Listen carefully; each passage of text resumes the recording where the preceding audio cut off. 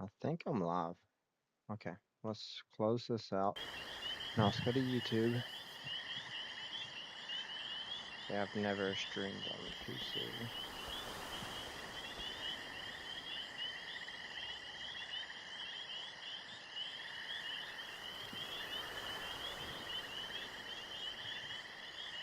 Wait, why is it doing that?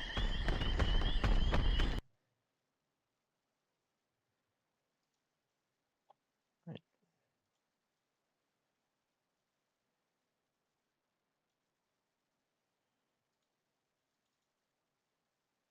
Mode audio.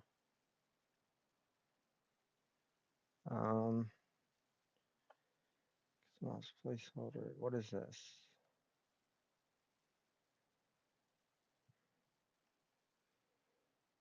Audio or auto?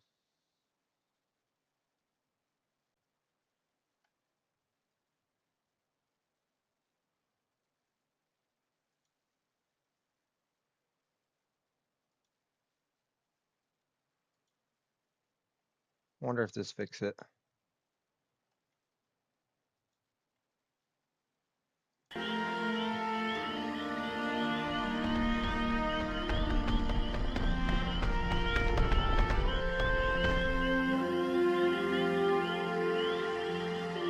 It's just a black screen. Wait. What?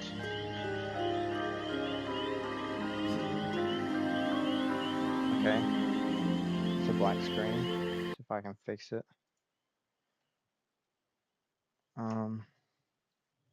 Why isn't it working?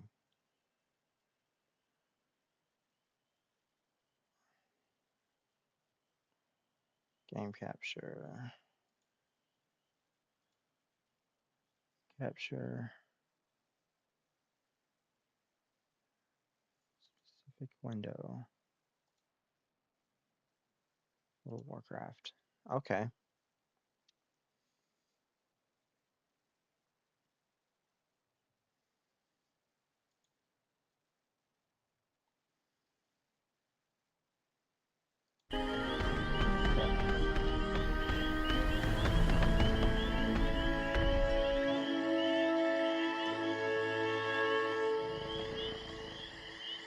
My stream pulled up on my phone so I can read chat.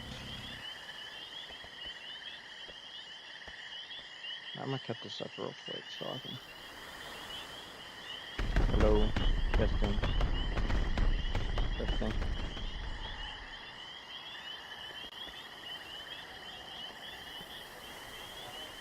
Okay, the sound's working.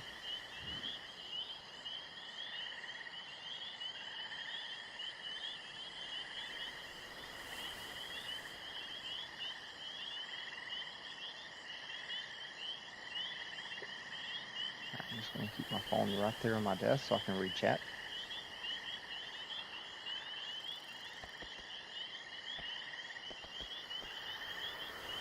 And actually, real fast, I need to look at my Paladin talent tree. I think I already have it pulled up.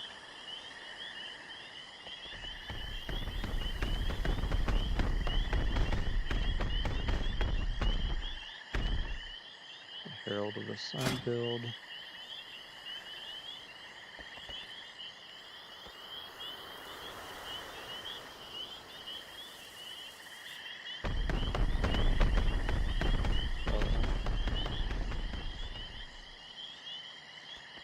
That.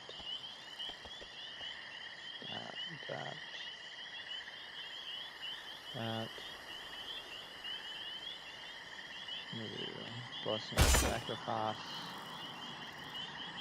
and Divine Resonance.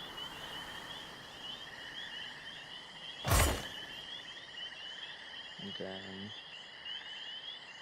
under the Retribution tree,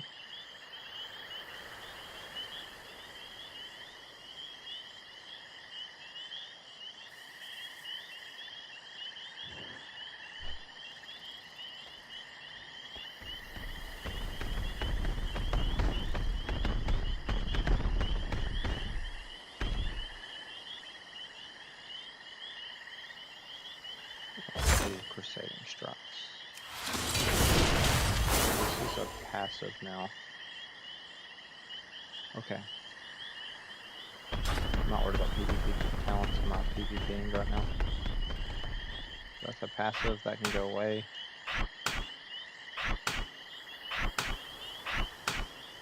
There we go.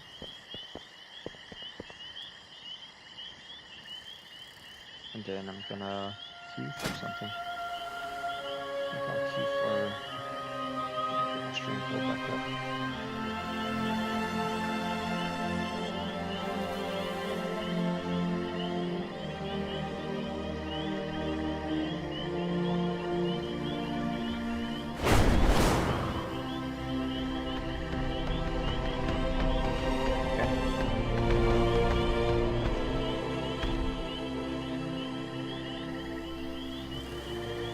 Check the score.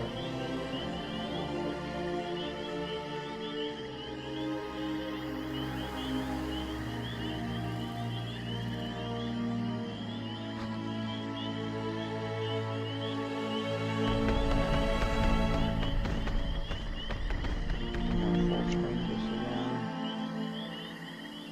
Close it, reopen it so it's live.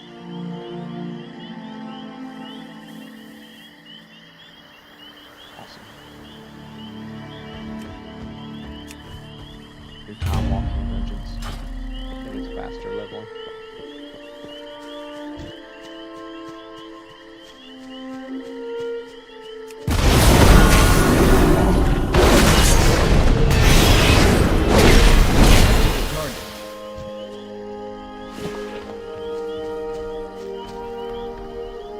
It might be a hair too loud in my ear.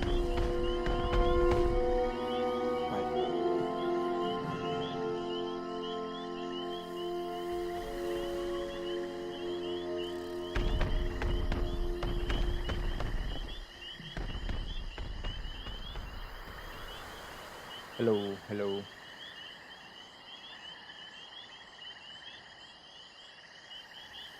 Wait, I have to get this up the tail. Hello, hello. Testing.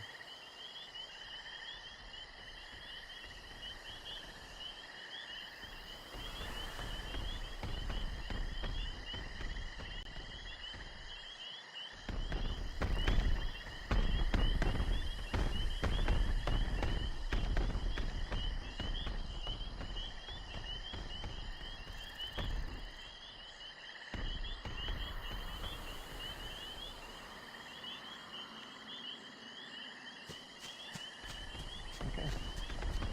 You're good to go.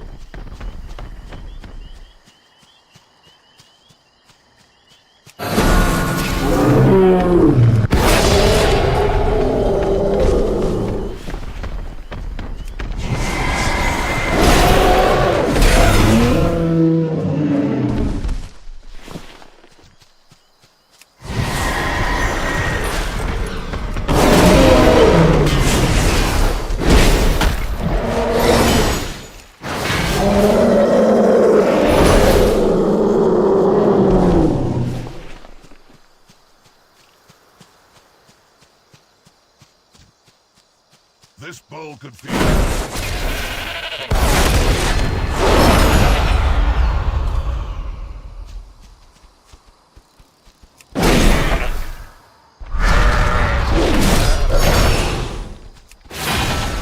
Argali are hardly honorable kills, outsider. If you want to earn respect, you must hunt more dangerous game. Oh, we're supposed to hunt that.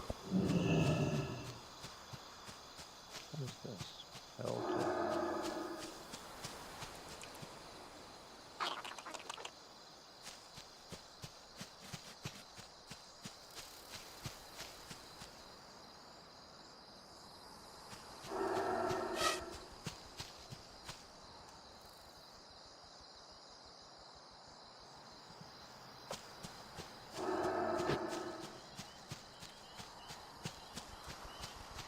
I don't have a target. I need to get closer.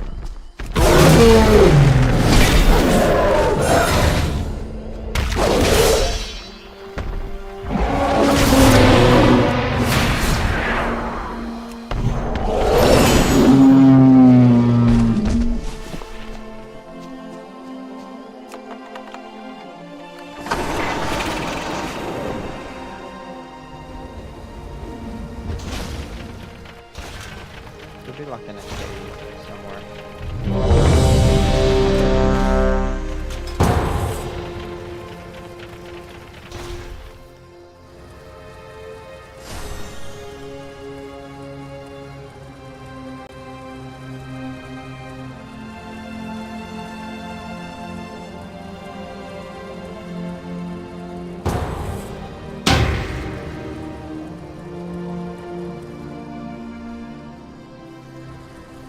How's everybody doing this morning?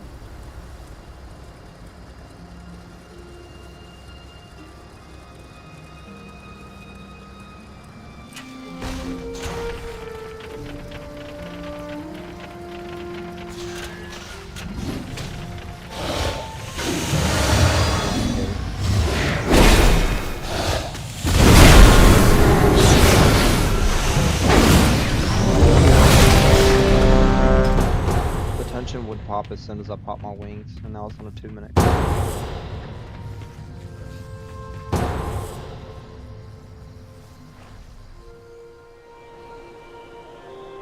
Well,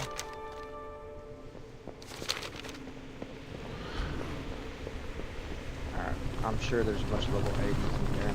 Yeah, it's not even showing that one's level. Probably level 80. 27, probably this one level 80. So I'm definitely. I'm out of range.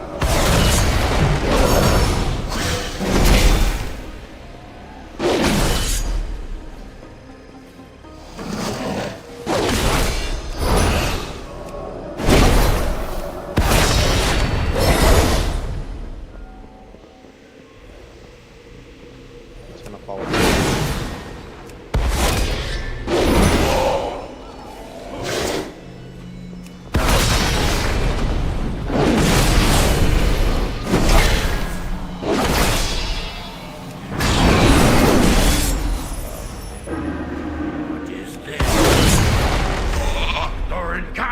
I'm bubbling.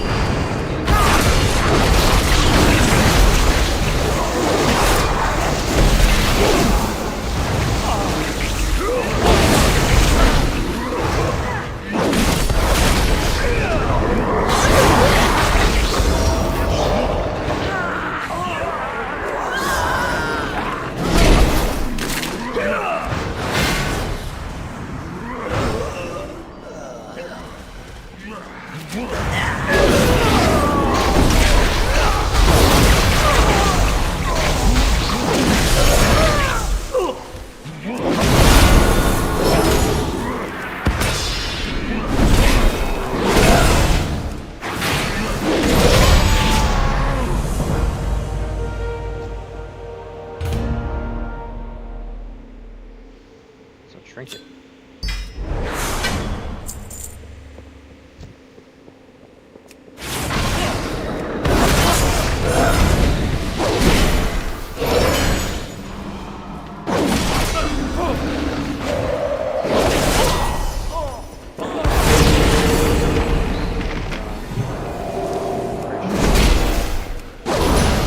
I need to target something first.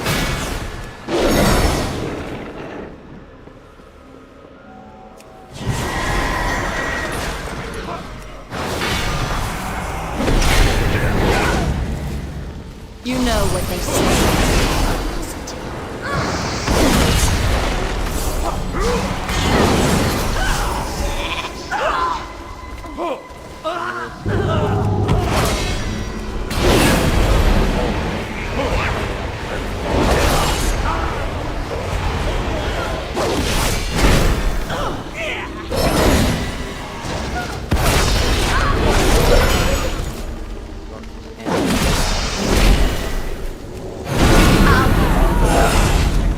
You know what they say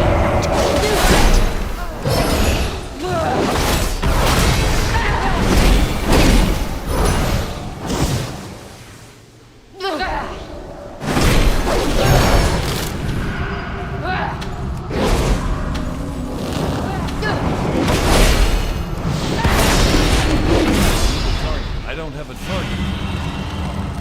now to finish the job.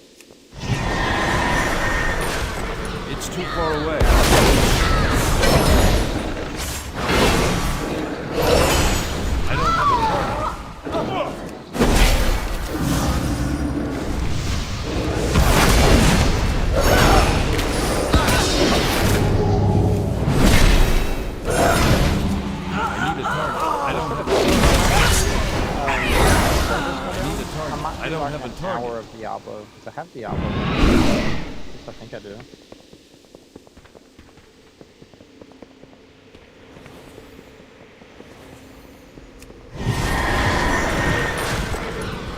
Surely I have a max level character still.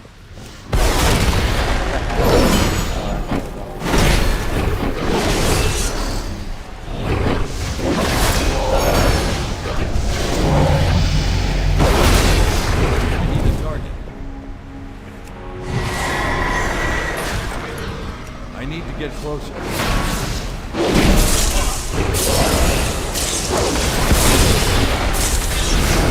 I don't have a target.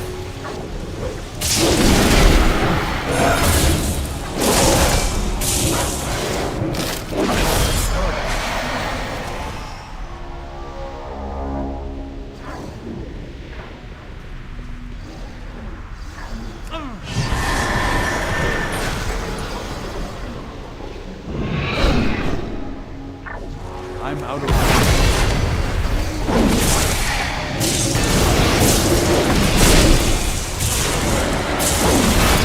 a target.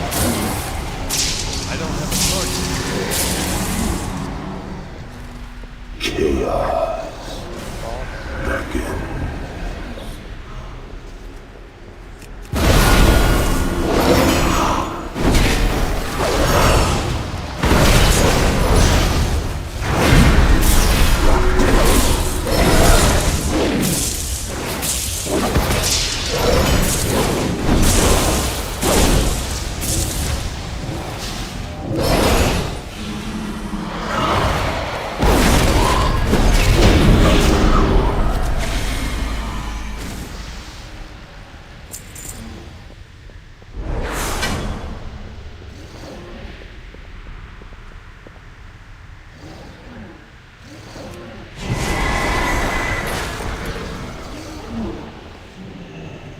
Am I going the right way?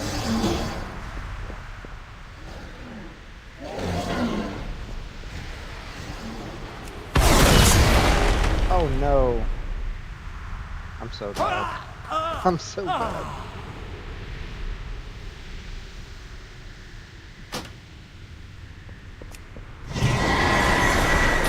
That happened.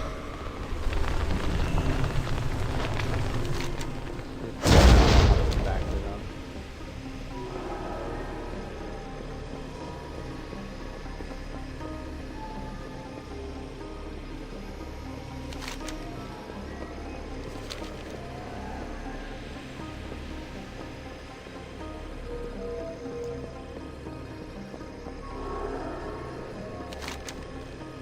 Yeah, I gotta go this way.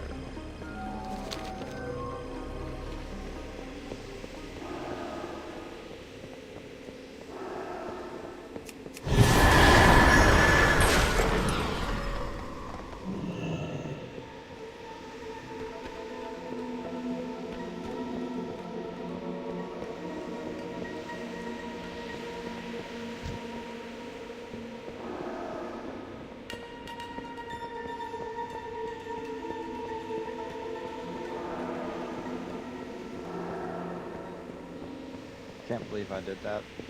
Just fell right off the edge. Probably should have jumped. It'd be like that sometimes. Definitely be like that.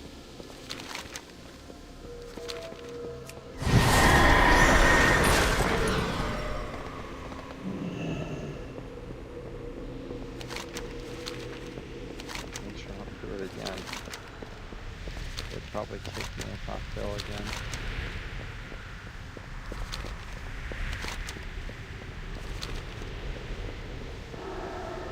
At least there's somebody behind me, so it's not that bad.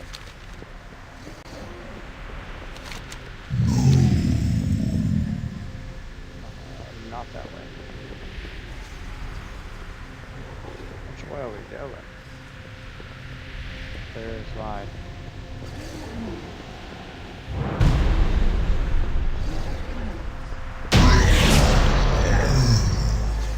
Like on the Shadow Priest. Maybe it's like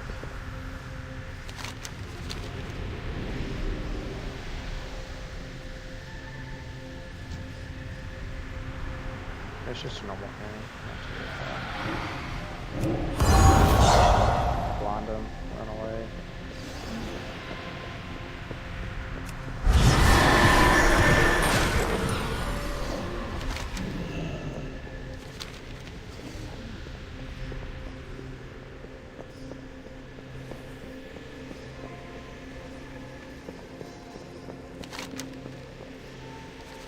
It's gotta be this way. Oh, oh.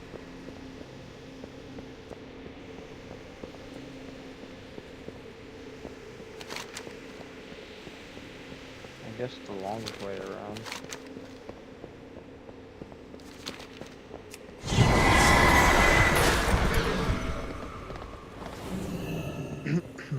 Preserve? Why? There's Just run no back, it's so truth in bad. it. No, no, no. This dungeon's gonna be over before we can make it Only in the taking. there. Walk his off, I fell off see the that edge. now.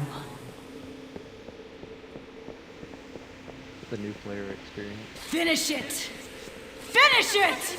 Are we trapped Kill outside the me or boss I room? swear by the Dragon Queen you'll never defeat.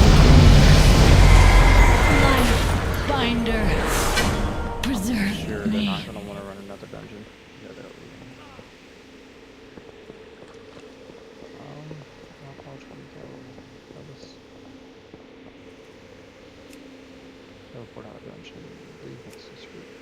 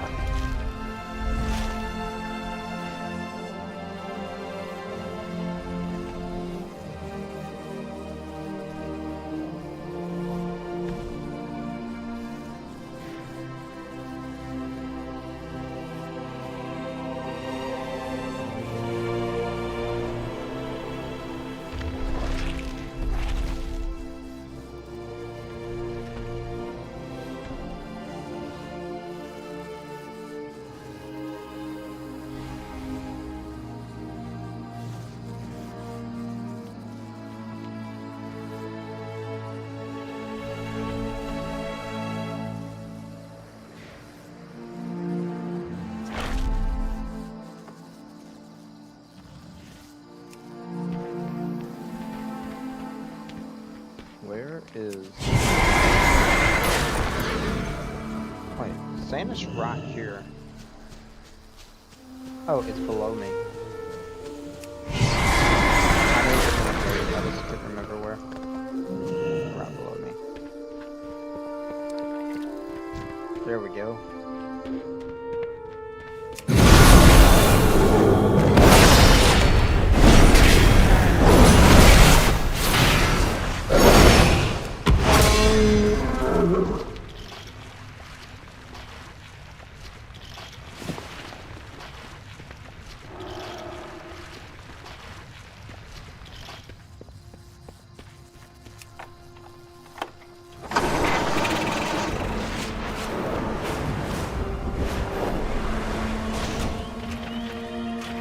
Out with it.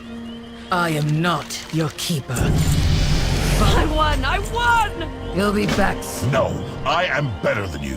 Sure, you killed more, but most of your game cannot be you. The Horn of Drusal will be visible once we cross the bridge. Level 40. You must see it, Two-Foot. I'm halfway there. See, last week I leveled a Windwalker and I really did not like him. And Who has the this is wind server I want to brought play on, today? and I wanted to keep this name. Go with So Onara's I blessing. really did the I'm liking that a lot better. A lot more straightforward and easy to play. So I'm not I just really like the name of Paladin. Paladin is really cool.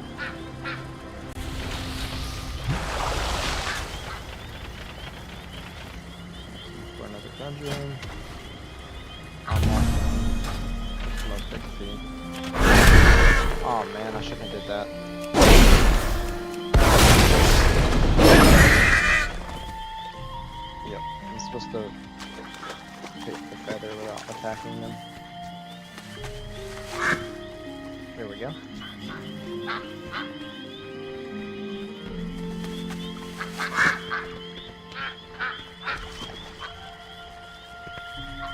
I need to find a better outfit.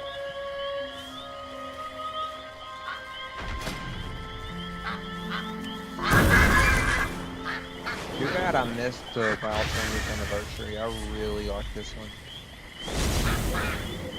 There's everything that event back in. There is one like it. It was like in the 2004 original version. I could do this whole raid. Let me grab this. I really like that. This is this season's PvP Paladin outfit.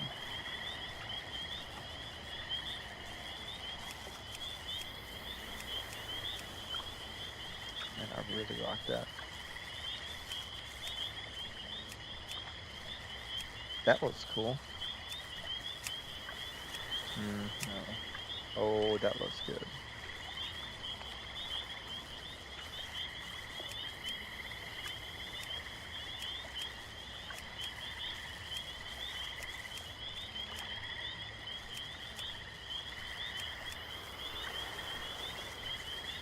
Yeah, last expansion, when I played a little bit of Tar and Paladin, this outfit was the first season of Dragonflight's PvP set.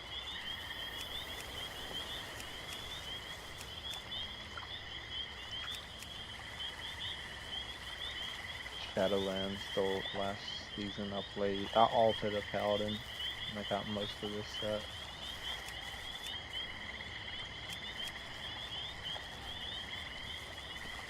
This is when I first made my Paladin, season 1 of Shadowlands. I got like the base aspirant gear. Oh no, I got some of this. I wish I would have gotten the elite set for this season. That one was really cool.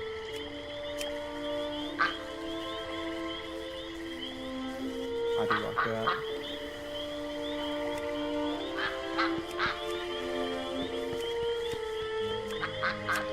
That does look kind of cool. That'd probably look cool on a Death Knot.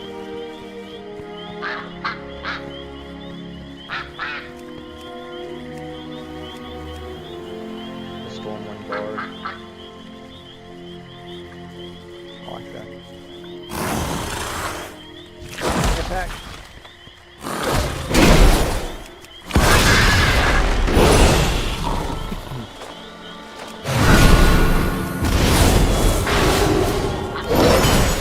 I don't have a target.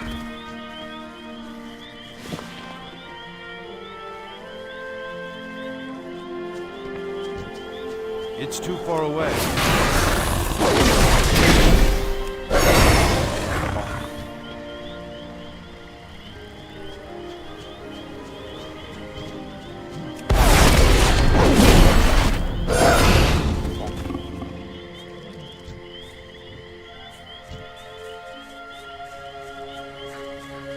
I do like Paladin a lot. This is like if somebody who's just getting into WoW, maybe they haven't played in years, or maybe it's the first time they've ever played WoW, I almost wouldn't just recommend a Paladin.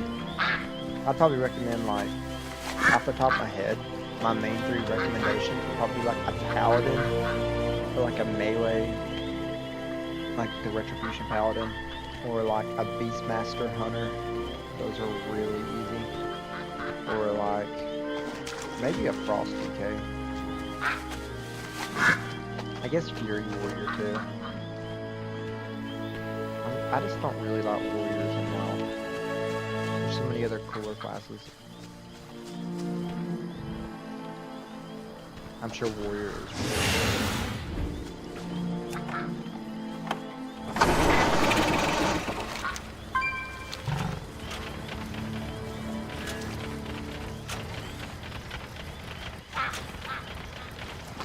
I gotta pick some of these river ones.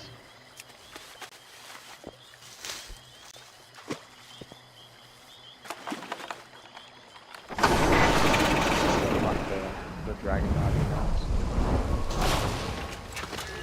It's too far away. I'm might even have a cooler mount. No, I'm gonna put on my Diablo dog. Got this from when I got the expensive version of D4 when it first came out. Oh no, I need to go to mounts. There we go. The Astaroth dog.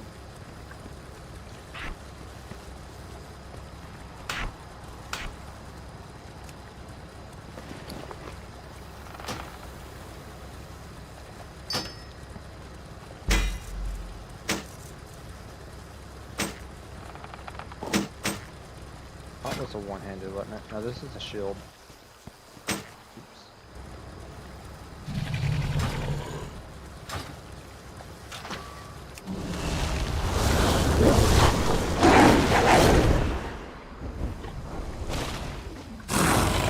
I need a...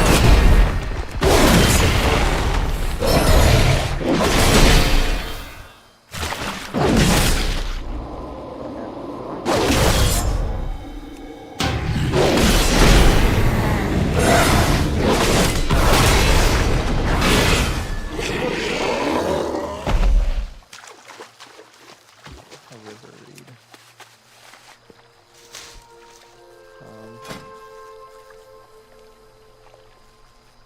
The time walk. That's 49,000 XP. This is gonna be 32. Yeah. Time walking is the best. There's the dungeons. All of them. The only thing is you get like a lot of max levels of time walking, so your damage is not gonna be as good as the max level. I'm out of range.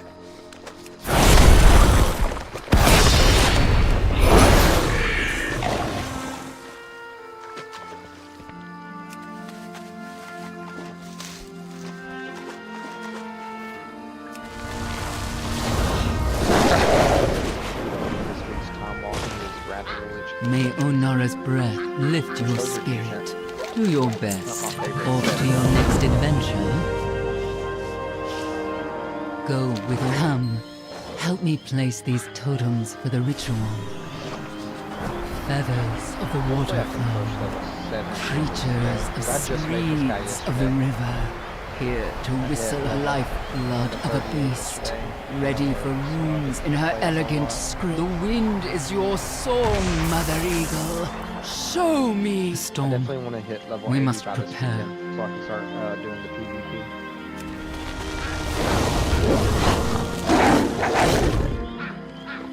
So when I used to play WoW, PvP is like the only thing I've done.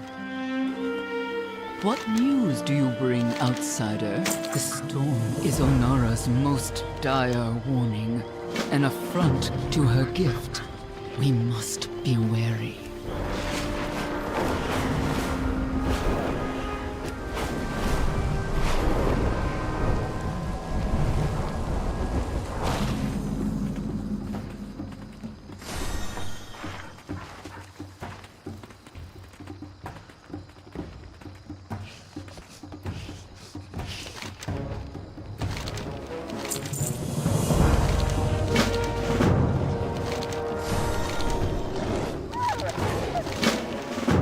Clan Nokud can be quite aggressive. Tomul, accompany our friend to make their introductions.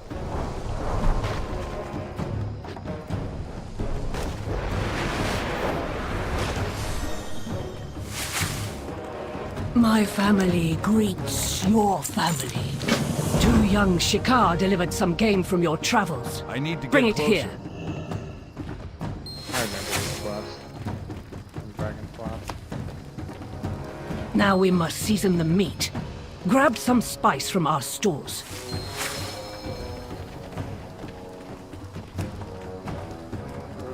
Our foes eat more spice than this. Get more.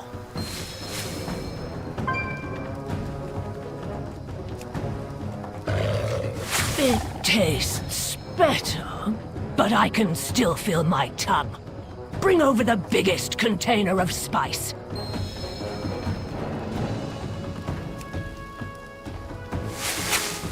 Well done. Now that's enough spice to bring Maruk and Tira to the fire. You have the honor of charring the roast. Do not remove it from the fire until it is past blackened. Good. The scent is strong.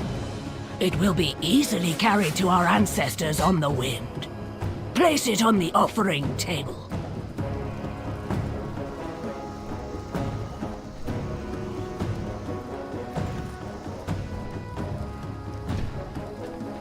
Be welcome.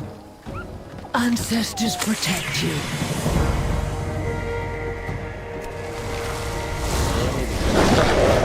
Stream, like, I did the normal YouTube stream and the short stream. I have the option in my Streamlabs, I just need to do it.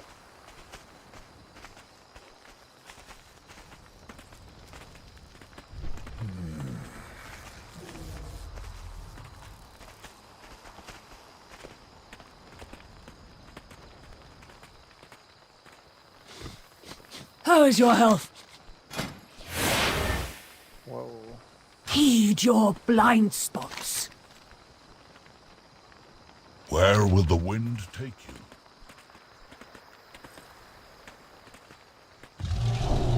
Are you good? Get some rest.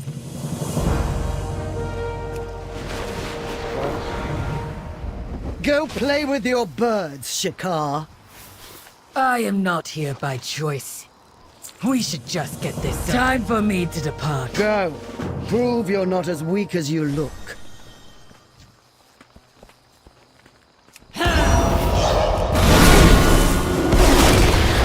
Attack that. You dare bring that outsider here?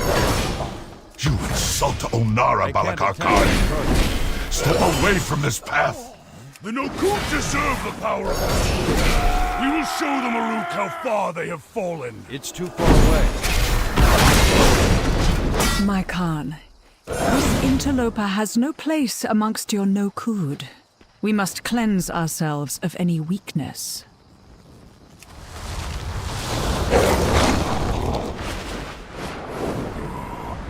Let the storm envelop you, Wind Sage. Go on then.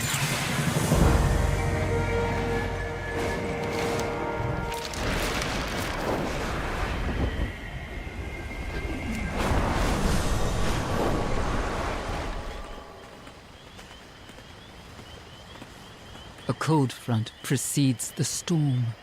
The chill seeps into my bones. Off to your... We cannot stop the wind, Seshtang, nor reverse its course. We must be guided by it, even into tumult.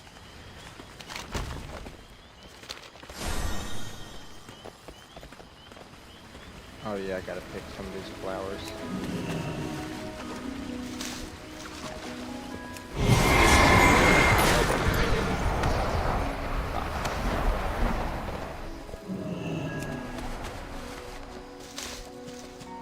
This dungeon queue is taking forever.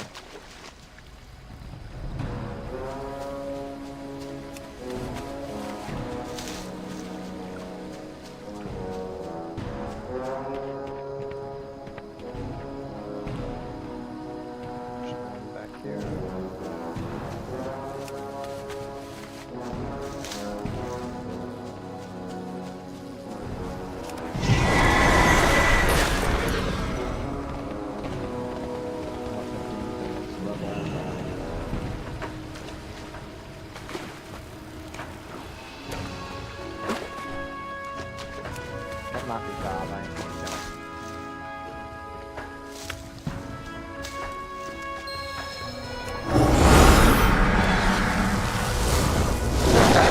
Still found a V, and my mount is shit V, so I accept that.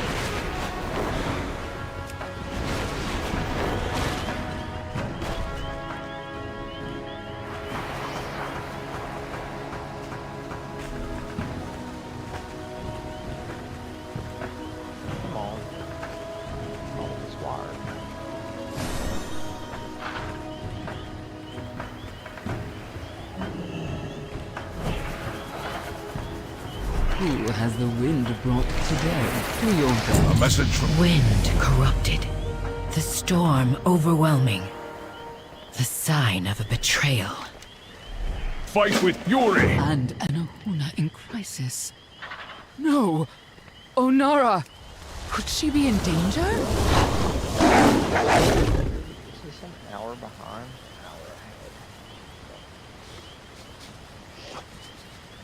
Oh, it's 8:34. So that's an hour behind.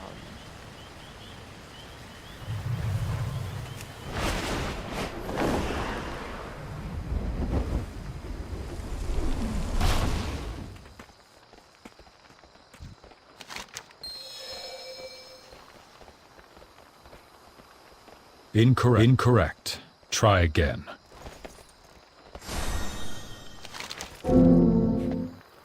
Beast mastery, crit versatility, haste first. Haste or yeah, I'll take haste. Make way! The emissary from the Green Dragonflight has arrived! Be the right option, but it will. Just leveling. It is my honor to represent my flight. It has been many years since our people connected. I come seeking aid from your Kana Mantra.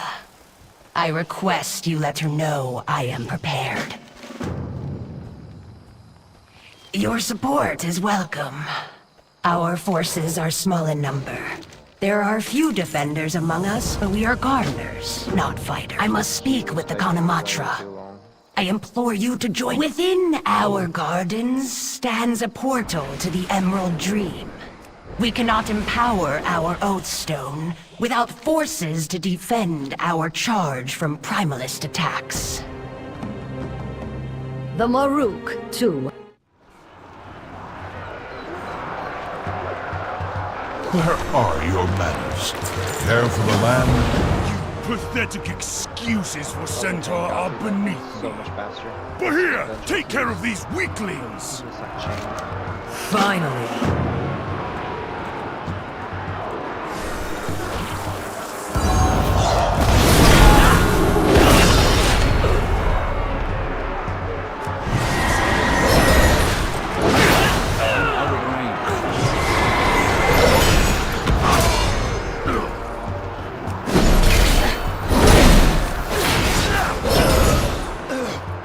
I need to get closer.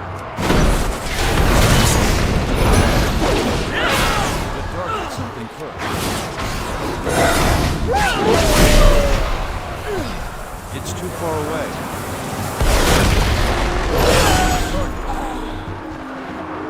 I'm out of range. I need to get closer. It's too far away.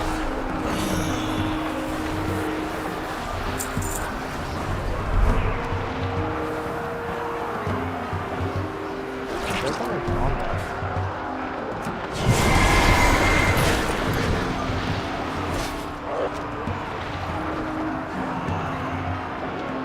I like this mobility skill.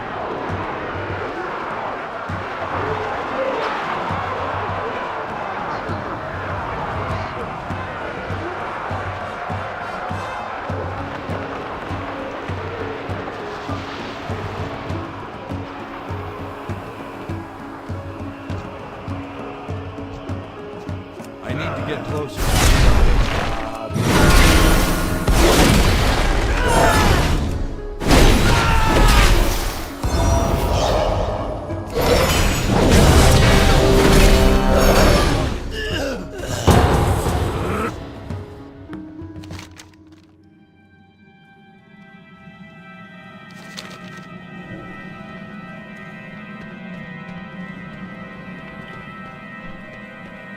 Demon Hunter. Level 80, level 77, level 80. Oh. Everybody's like really high levels.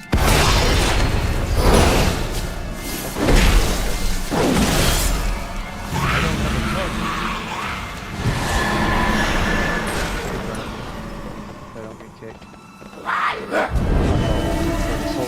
You got this.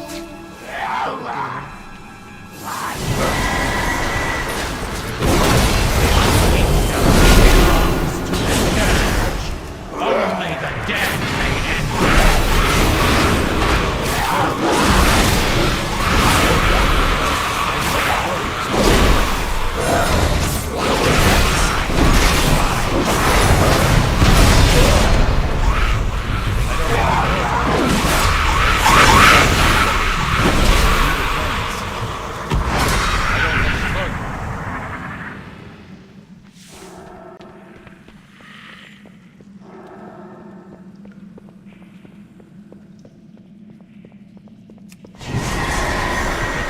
just now joining the stream, They make have sure you been hit that weakened. like button. Quickly, Try to push divert this out to forces more to people. deal with these invaders.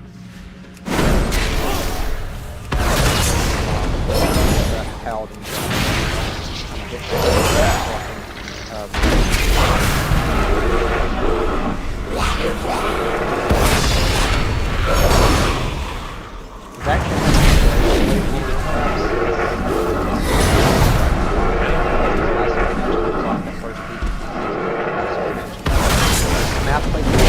I played the last Cataclysm, and I played a little bit of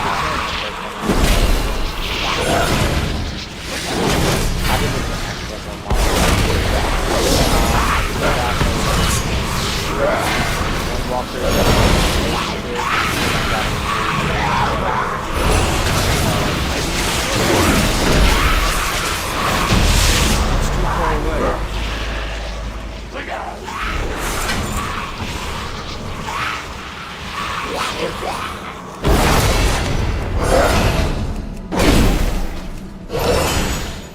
Yeah, these max levels do so much damage.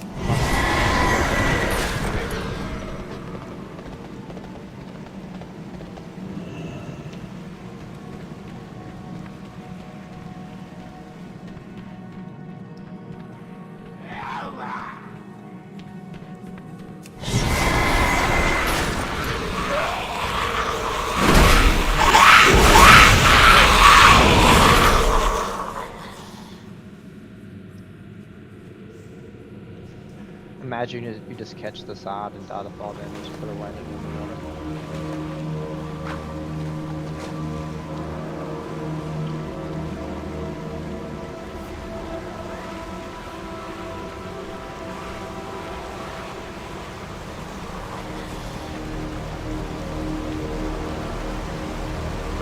This thing is kind of short. Hopefully this is a group trying to do their weekly time walking quest. So you gotta do like 5 time walking dungeons. I'm out of range. I'm going straight for this guy. Well, I can't do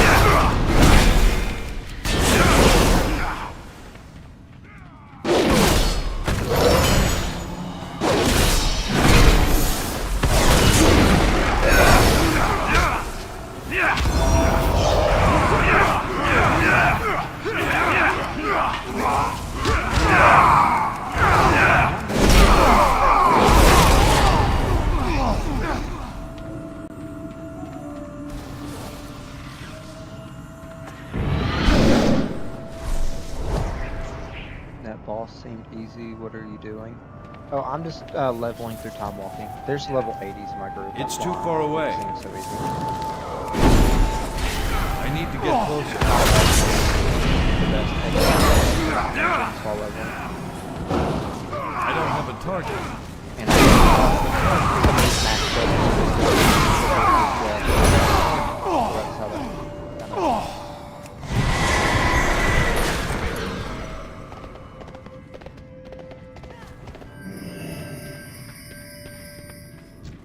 I'm out of range.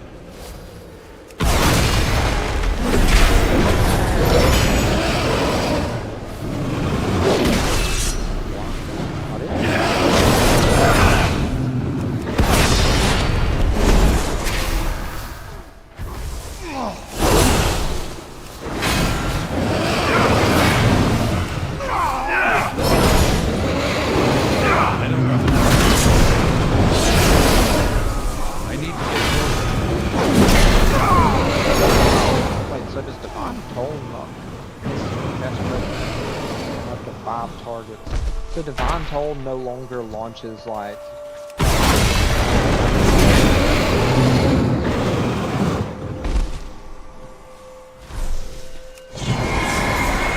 It's too far away.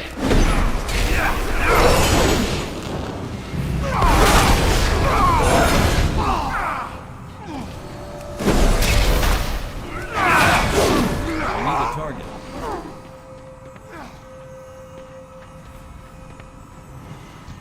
Your I'm blood out of is range. mine! Aranel Ladell! Their fates are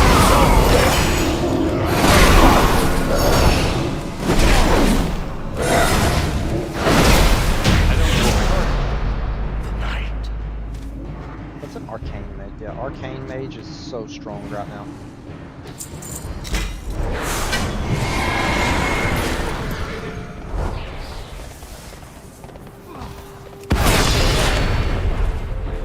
I don't have a target. I need a target. I'll probably just...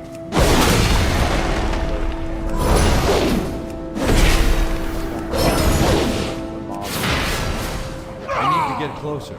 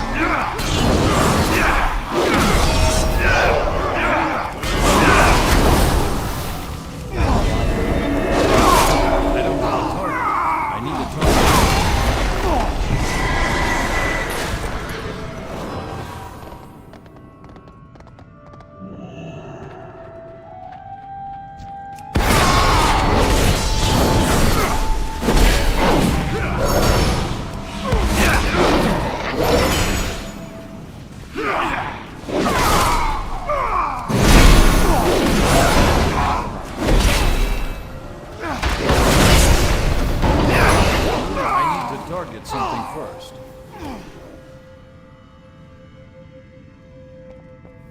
So this is just 100% increased damage judgment now. I miss like in Shadowlands. Well, when it was like before it got nerfed the first time, it launched like 16 hammers, I think. See if you can muster the nerve to join my attack. I think they nerfed it down to 8, but then they changed it again. By all means, don't assess the when I stopped playing, situation. You they- have it. Just jump into the fray.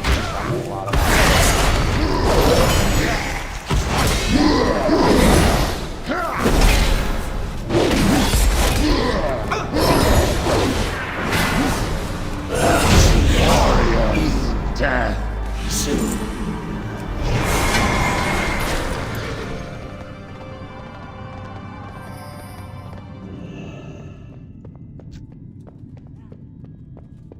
Maybe we skip this mob.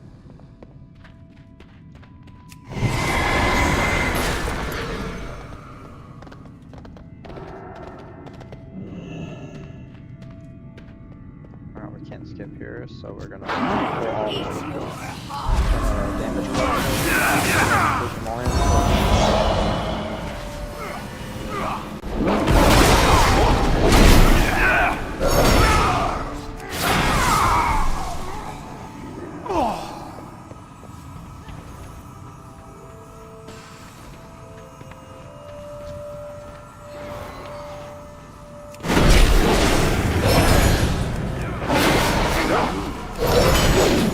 I need a target. I'm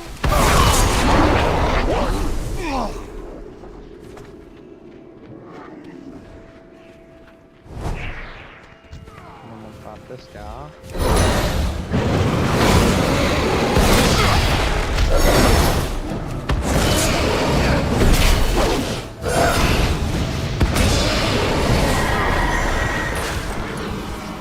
I don't have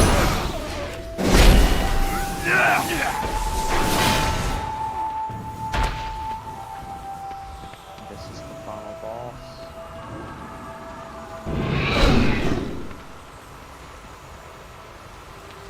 Maybe I'll ding level 45, because I'm about to ding 44. And paint this my doesn't probably face give with me a your level. blood!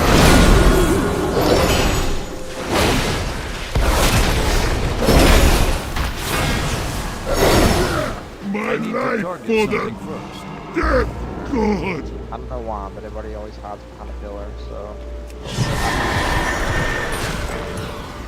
Ingvar, your pathetic failure will serve as a warning to all. You are damned. Arise and carry out the Master's will. I return! And chance to call us!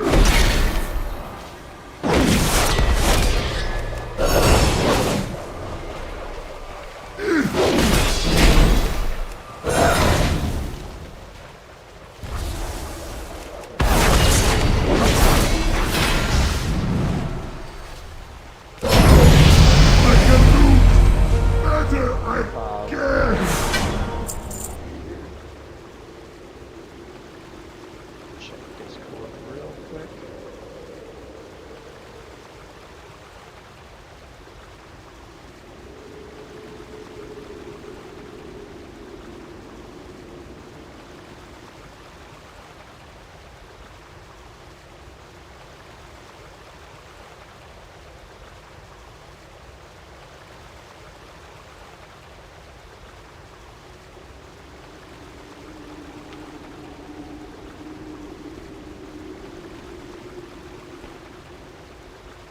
Everybody left.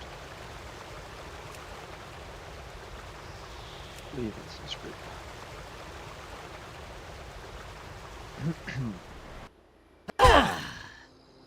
Alright.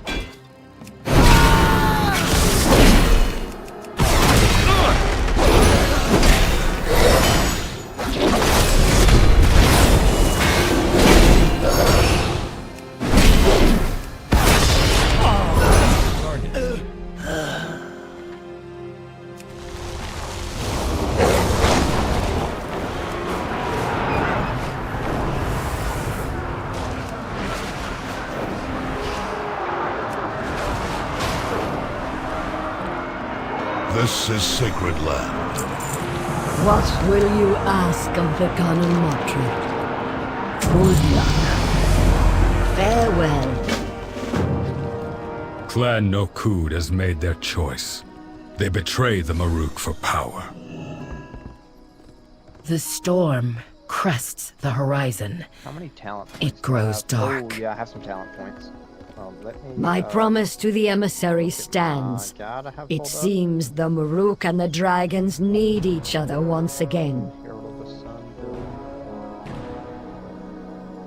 Khans, ready your clans for war. Outsider. You must be the dragon seeker Sansok Khan told me about.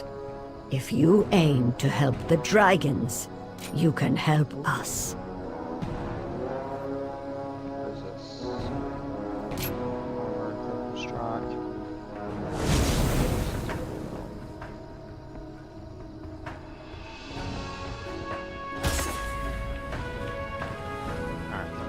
retribution tree.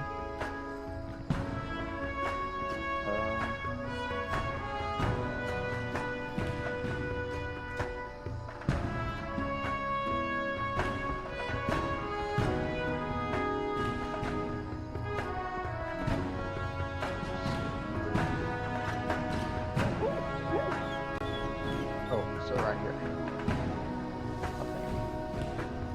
Yeah.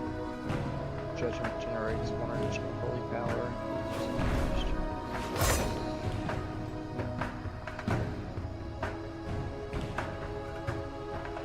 And I still have a couple more. Bond hammer spin around you, striking enemies. No. I'm surprised it's not using this.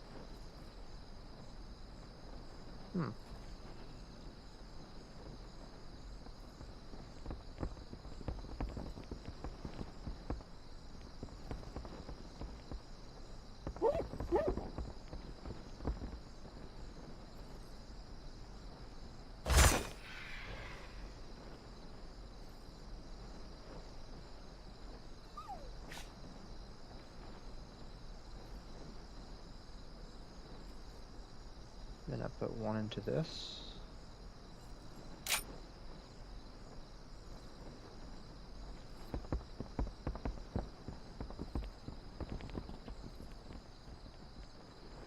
Ooh, I'm gonna go ahead and grab this, then I'll go back for that. Wake of Ashes.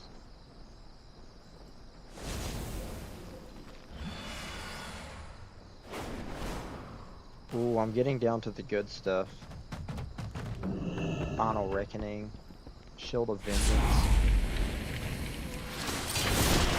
Awesome.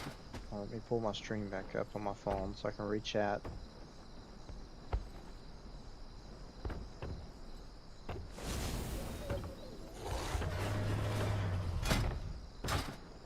Alright, so I need to go to my spell book. See, I can't use Hand of Reckoning, or I can't use Shield of Vengeance, don't have a shield, don't need that. Not a tank, don't want that. Blessing of Protection, I'm gonna put it... See, I'm probably gonna have to like change the order of stuff on my bar a little bit. But for now, I'll put that there. Blessing of Sacrifice.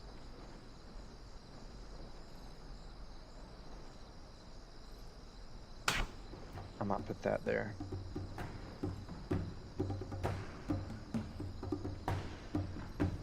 For now. That might get moved.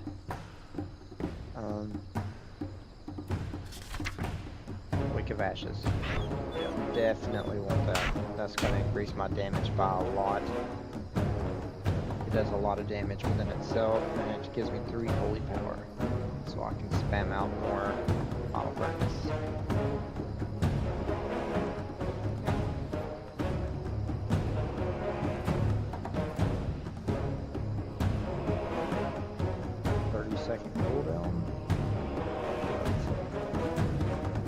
Yeah, I'm gonna put that at 4.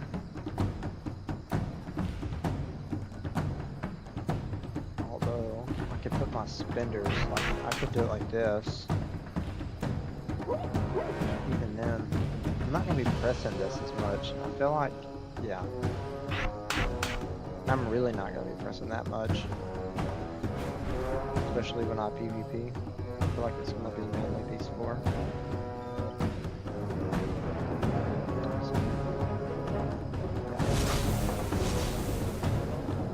Have you eaten? Onward. Take some food. Make haste. We must rally our forces and find Onara before Balakar can bring his army to bear.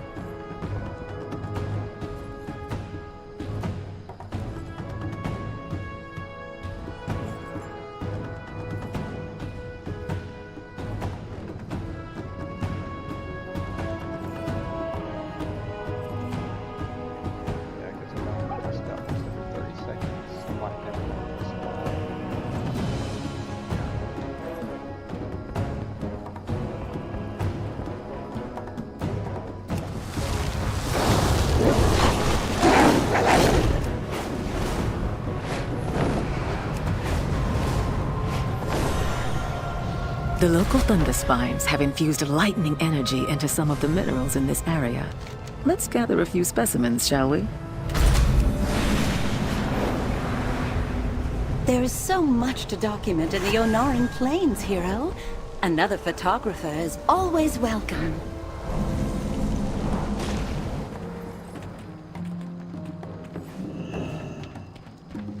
What roads have you traveled?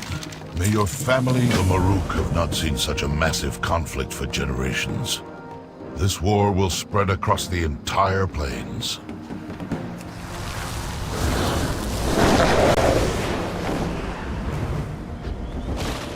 I wish the server wasn't going down at all today.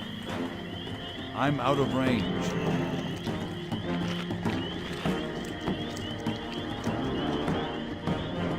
Good trade follows trust. I will hope for your swift return. Level 46.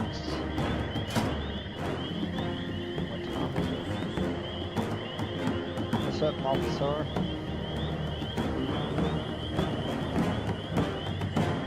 Just working on my Retribution Paladin, leveling him. See, I just made him yesterday because, let's see, I made a Paladin Wednesday, but then I deleted them and brought back, because the reason I'm trying to keep this name on the server, and you can only use this name one time.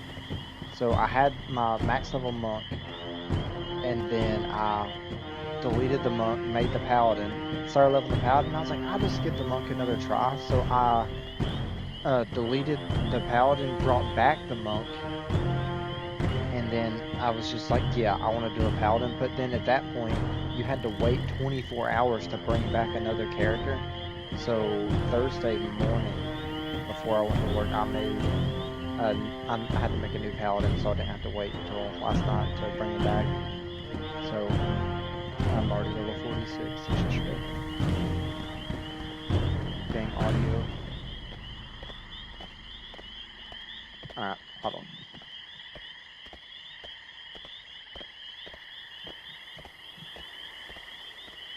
Wait, all my sound's coming through my headphones, so... What about that? Testing, testing, testing.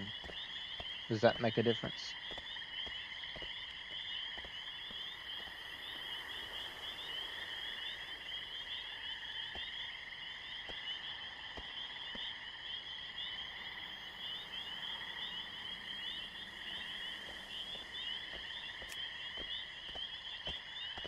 $37,000, $56,000. Yeah. I need to do this one. But is that any better? I cut my volume coming into my headphones down a little bit.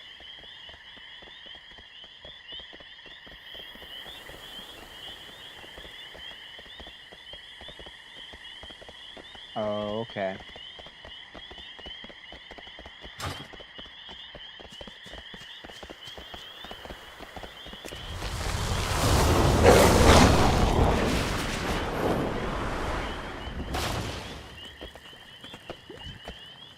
Have you eaten?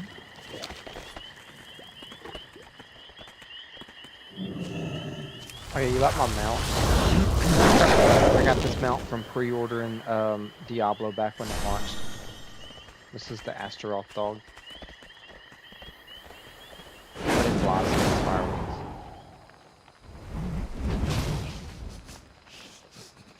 I'll turn up the mic more.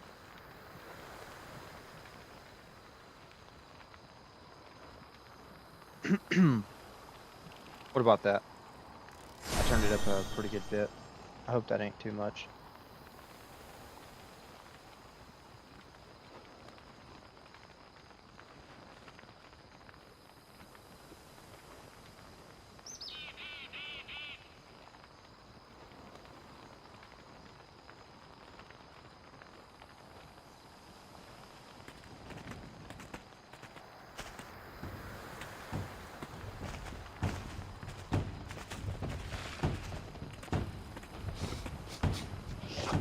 My hearth awaits you.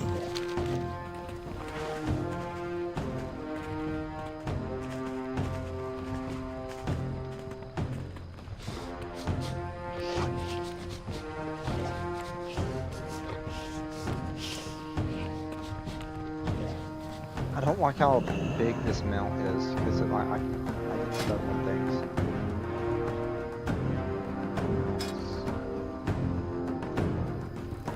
I really like this one mount.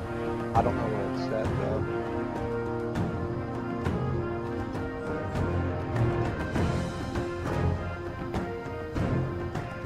No, I need it's a line.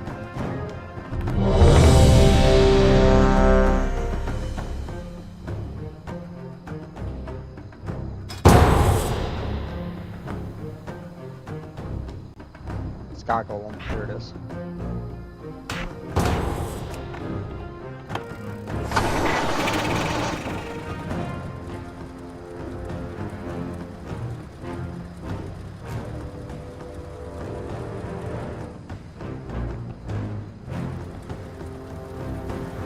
That in-game music is way too loud.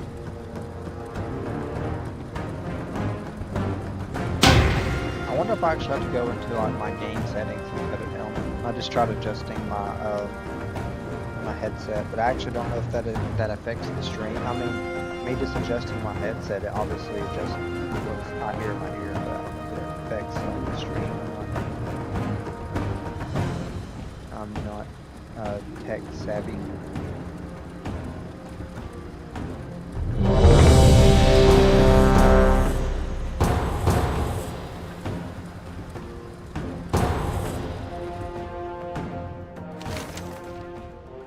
Time walking dungeons. This is this week's time walking is Wrath of the Lich King. Pretty much time Thank the walking light for seeing you here they safely. do different We have much expansions work to different do weeks if we are to where defeat they the Lich knock King and put an location end to the that Scourge. expansion's done. Our Maybe allies get within the closer. Argent Crusade and the This is Knights like of the probably Ebonblade the have best, like, broken through the front gate of Icecrown and are attempting to establish a But foothold there's within the also a Citadel. quest you can do, so even when you're max level, like there's probably a level 8. Their success hinges upon what we discover within these cursed halls. Although our mission is fraught with peril, we must persevere. With the attention of the Lich King drawn toward the front gate, we will be working our way through the side in search of information that will enable us to defeat the Scourge once and for all. King Varian's SI-7 agents have gathered information about a private sanctum of the Lich King's, deep within a place called the Halls of Reflection. We will carve a path through this wretched place and find a way to enter the Halls of Reflection. I sense powerful magic hidden away within those halls. Magic that could be the key to destroying the Scourge. Make haste, champions. I will prepare the troops to fall in behind you. Hold on, let me...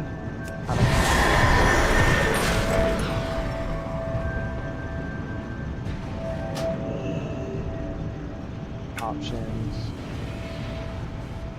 Audio. Master volume. I'll turn the master volume down. Maybe that will help.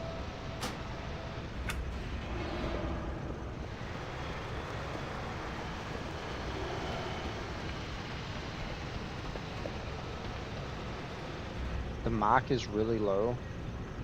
I can turn the mic all the way up if it needs to. Right. Okay, I turned down the master volume and I turned my mic way up.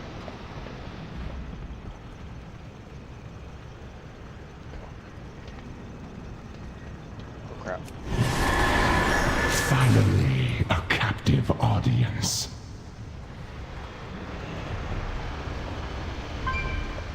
Is that better?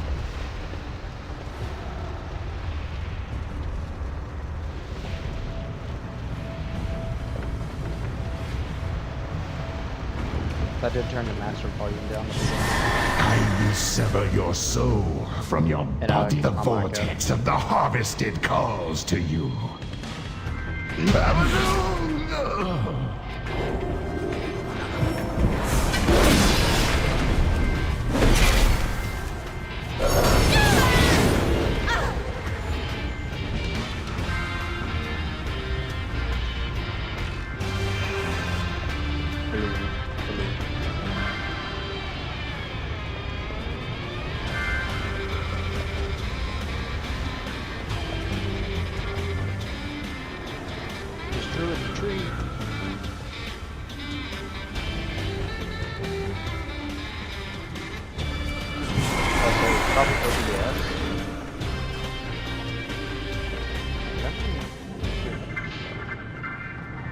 'Cause I have it up on my phone.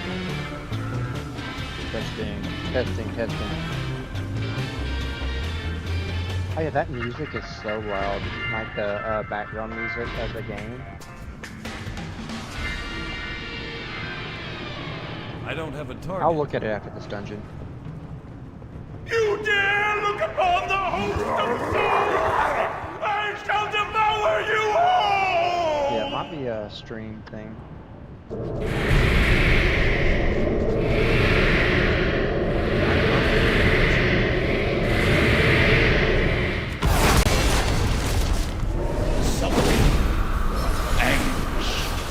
The swell of souls will not be abated. That dungeon went so You fast. only delay the inevitable. What level am I on? 48.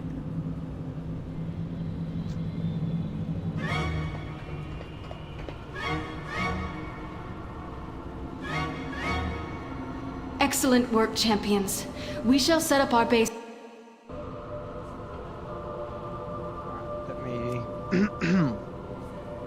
leave this instance group since the dungeon's over, and I won't get a 30-second penalty for leaving the group. Hold on, is it going to affect my stream if I pull up OBS? Okay, how do I adjust this?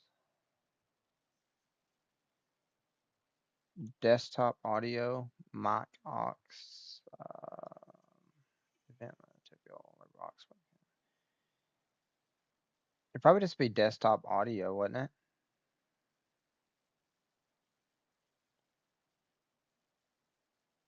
I don't want to cut it down too much. We'll cut it to from 1 to 0.75.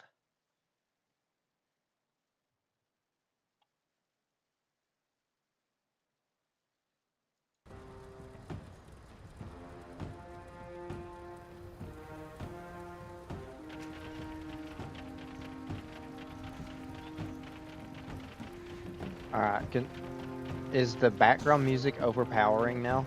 Did that help?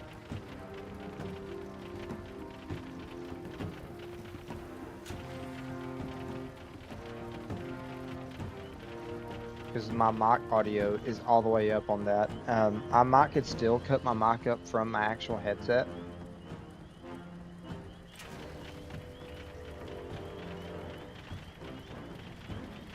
And I even turned my master volume down. I don't know if that's gonna do anything.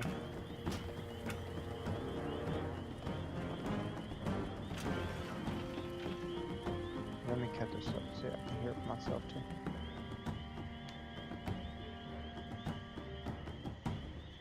And I even turned my master volume down.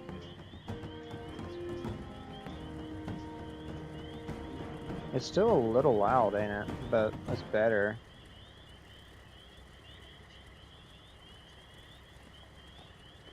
Okay. Wait, let me see. Mic audio is all the way up. Desktop audio.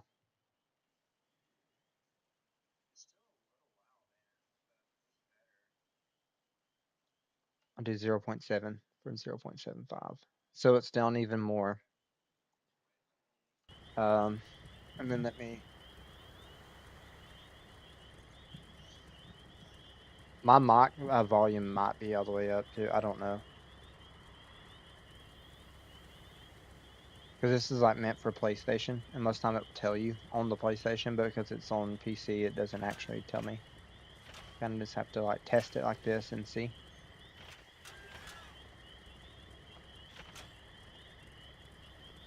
Let me cut my phone down so it doesn't echo. I was just testing.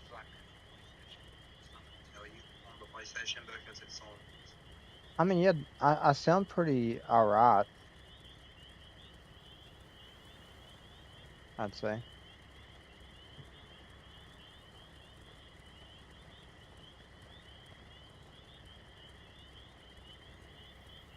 I hope it's not one of those things I'm gonna have to adjust it when I stream different games. Because I'm gonna be streaming WoW. What next Thursday is Last Epoch. I need to pick that game up. So because I've never played Last Epoch.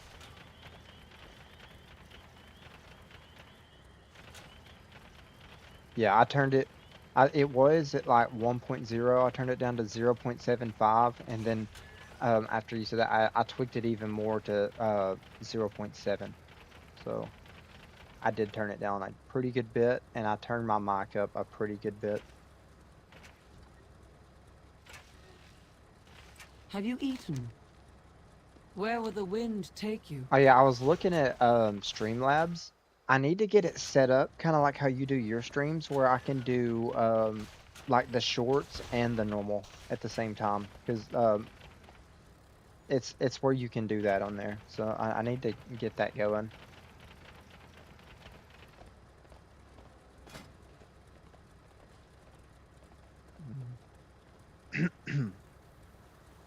I'll just wait to put those in, because I don't feel like pulling up my guide this second.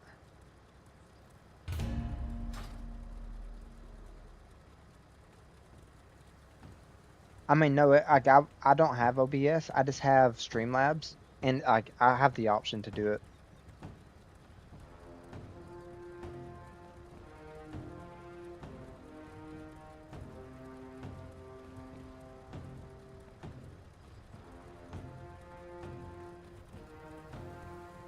Like, hold on while I'm waiting for this dungeon to queue. I'll look at it. I don't know. You can't see it because you can't see my Streamlabs because it's just streaming WoW.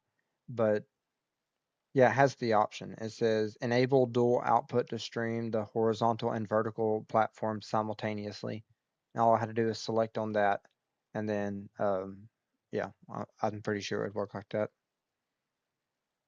I just have the Streamlabs desktop.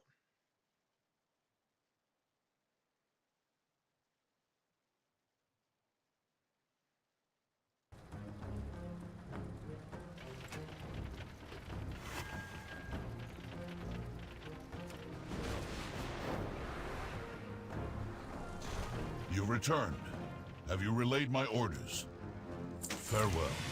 Seems I should warn you. Goku has a bit of a self-confidence problem. Rest assured, he's an excellent mystic. I need to get me a webcam. I think. For streaming. When I'm streaming WoW, I was looking, I think the best place to put a webcam would be in the bottom right hand corner, because bottom left hand is like my damage and healing meters. The top ones are pretty valuable because that's like your arena frames. That's where those are going to be.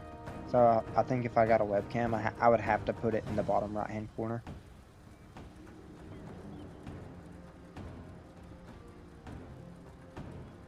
Oh, yeah, it might be. It might be.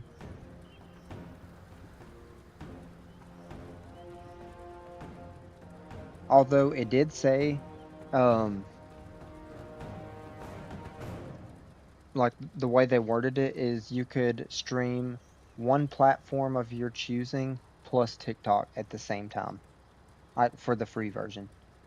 I mean, it has the option to do the dual, but whenever I actually go to do it, it might make me pay. I don't know. I'd actually have to test it to see. And I wouldn't even mind getting the paid version of Streamlabs. Has some good stuff. Onara, where is your song? Calm heart, clear vision. Because the yearly price on it isn't that bad. While I try again to commune with Onara. Onara, heed me. Your people need you. And I'm not like tech savvy. I messed around with OBS before I downloaded this, and I'm just not smart enough to get it going. So I was like, all right, Streamlabs is going to be easiest for me. I am just a lowly initiate. I need your guidance.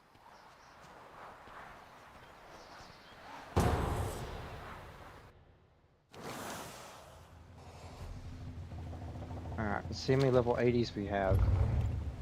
Oh, level 26. Yeah, okay, my damage is not going to be as good as theirs. I didn't even mean to press that. That's a stupid side button on my mouse.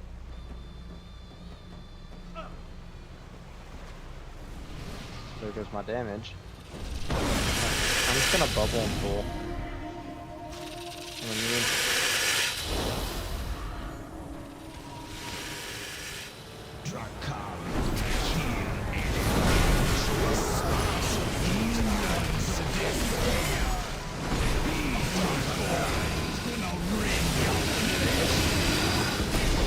those level 80s do so much more damage. There's nothing I can do about that.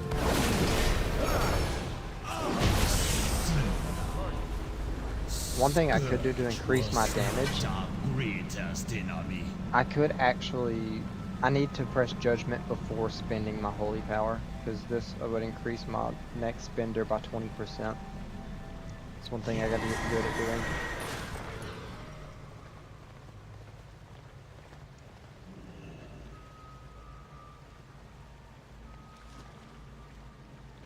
I wonder if it would actually be better to play 11, 8.5.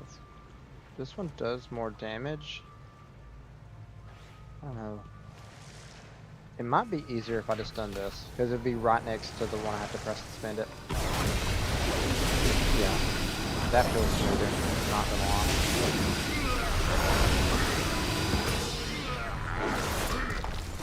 Next boss. Awesome.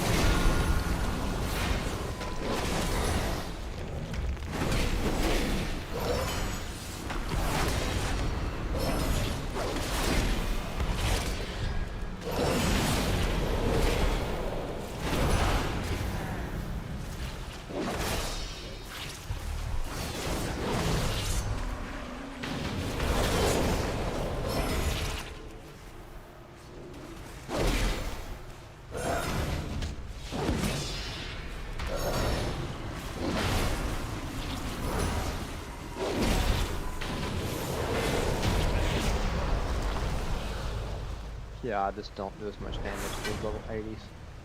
And the scaling is so weird. Like, they'll scale down their damage, but it's even though they scale down their damage to, like, I don't even know how the scaling works. It tries to scale everybody pretty evenly, but it doesn't change the fact that a level 80 has way more cooldowns. Like, they have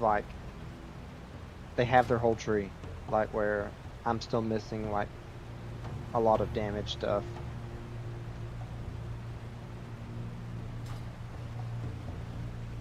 Which one did they go? Pretty sure this one. Yeah, I see him.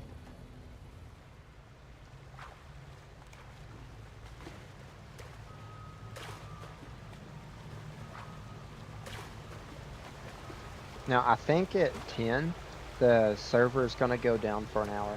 I haven't decided if I'm just gonna, like, during the hour go eat something, like maybe work out and shower, just try to get all that done within an hour, and then go live again, or if I just play some D4 for the hour. I haven't decided yet. I'll kind of like make a last minute decision.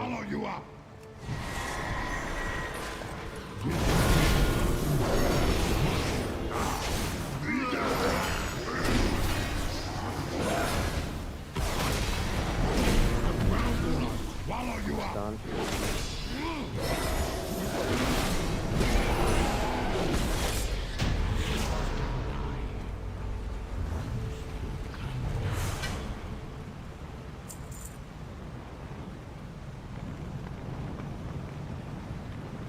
They jumped down, didn't they? Yeah.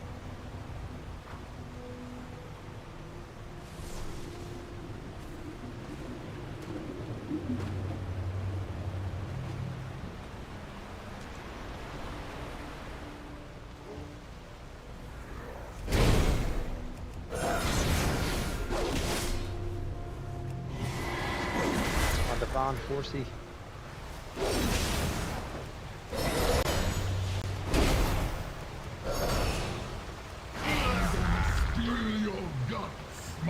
Alright, this is the final boss. Everybody.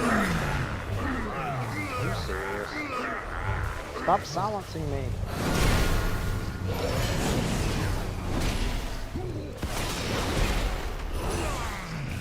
I hope my keys aren't too loud. I have that mechanic before, so my keys might be a little loud.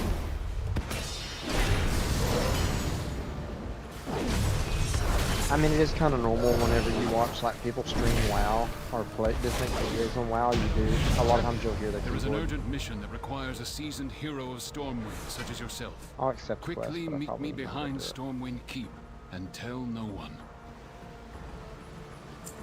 Level 50. 30 more levels and then everyone gets over.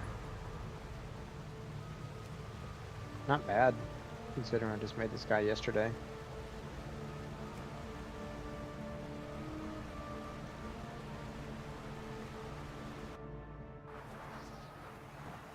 If I do another character, it's probably going to be a Frost Death Knight. I mean, I don't know if I'll have time for a second character, because I want to like fully gear this guy out before I start leveling another character. And like Last Epoch, PoE 2, D4, all that stuff.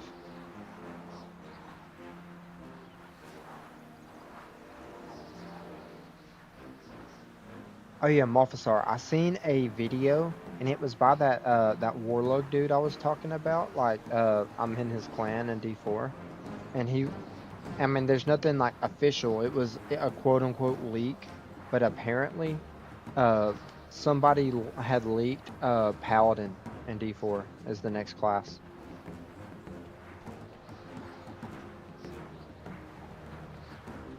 Maybe it ends up being Crusader, but in the video it said Paladin leaked. And I watched a little bit of that video. I mean, it's not really nothing official, but it was like a leak. But yeah. But I want to say they leaked Spiritborn too, like before. And at the time I was like, no, it's not going to be like a jungle-like, monk-like class, but it ended up being, so I'm thinking Paladin is the next class in D4. And if so, I'm maining that. I'm on my Paladin arc. Spiritborn has been cool. But I don't know. Used to, I would have always went for the monk-like class. But I kind of think the Paladin vibe is even cooler. I am not fit to be a Like, I can't wait for PoE Meet me to outside drop like a Tirakai when you are Templar or ready. something like that. I will guide you to Ridgewater Retreat.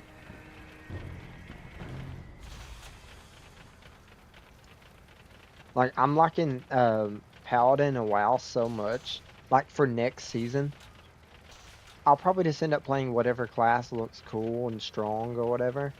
But if I could choose any, like, say, if I'm probably not going to play PTR, but if I was going to play PTR next week, I would just try to build, like, a Hoda Barb with the Earthquake, because, like, the big hammer and then the Earthquakes. So, like, I would try to build something like that if I was going to play PTR next week, but I'm not.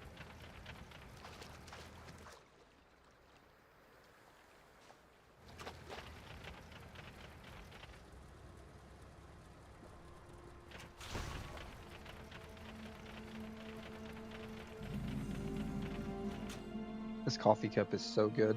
I made this coffee at like 6:30 this morning and it's still warm.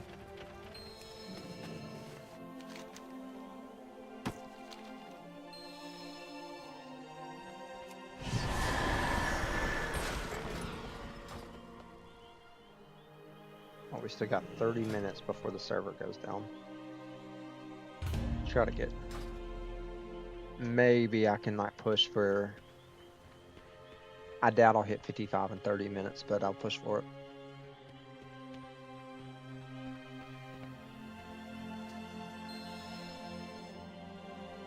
Best coffee's the ones that was made hours ago. You're not wrong. Sometimes a fresh coffee is just too hot. I can't attack them. We're getting jumped. Oh, I know you want, but not for me.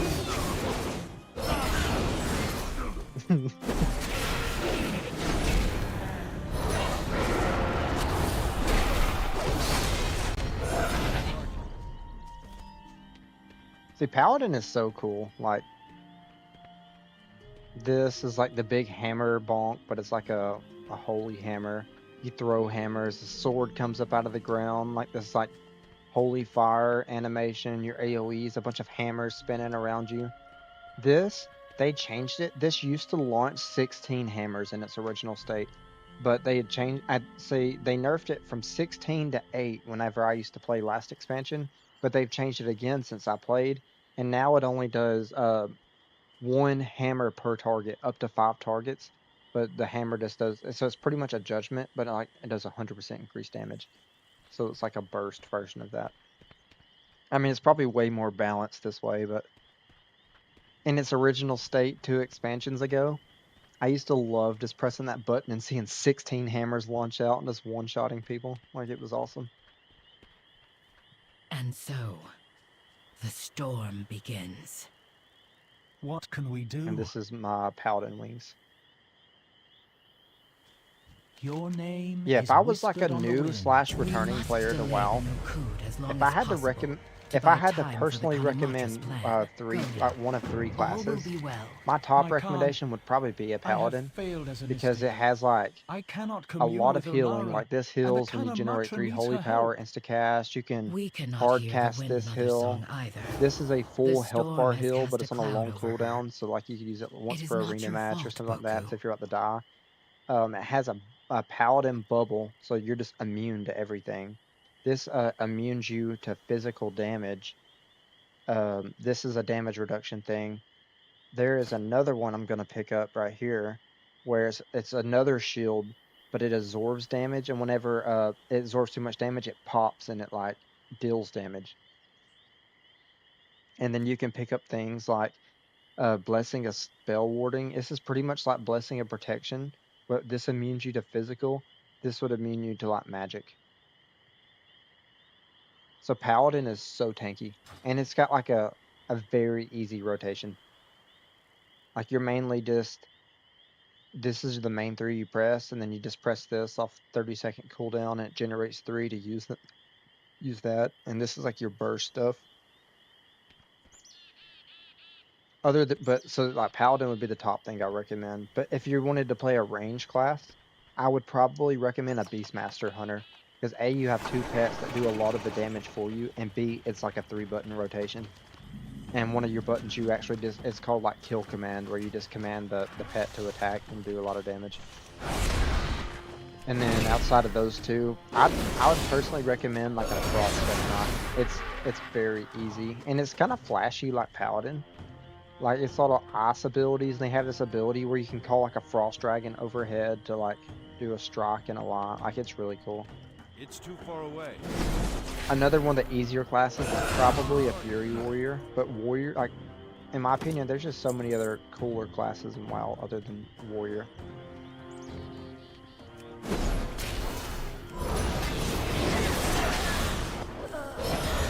As a new player, a few classes I would probably just stay away from would be like Druid, Rogue, those. Probably, I mean, monk rotation isn't hard, but like, it's very squishy, and you have to like be really good at positioning and PvP and stuff, so like monk's pretty hard. Shaman can be overwhelming because the amount of totems and stuff that you can put down, so maybe not a shaman. Mage isn't too hard. Mage, it has like one of the highest skill ceilings. Like, a really good mage can like do some crazy things. It has a lot of like crowd control, mobility. Or you can make some awesome plays with a mage.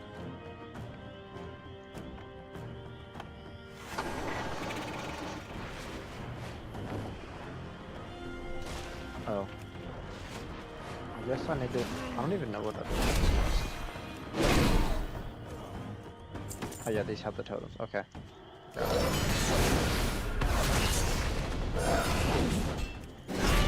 See, look, they kind of broke Paladin too. This is on a 20-yard range, 30-yard range, 20-yard range. It's like a lot of your abilities, like this throws a hammer, your execute throws a hammer. Like, they almost made this a caster, like a melee caster hybrid.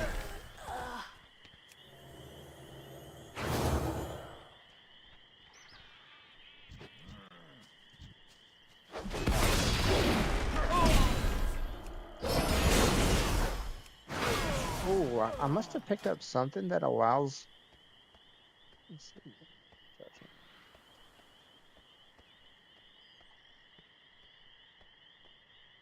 I picked up something on my tree that is making my Final Verdict also cast Divine Storm. I don't know what it is. I just was following a guide. But I'm noticing that. So that's pretty lit. I just have to be careful about that because there's certain stuns that you can break on there's certain stuns that break on damage, like say in PvP, like a mage will sheep somebody, and if you damage it, it will break the sheep. So if I play with a mage, I'll have to actually be careful about that.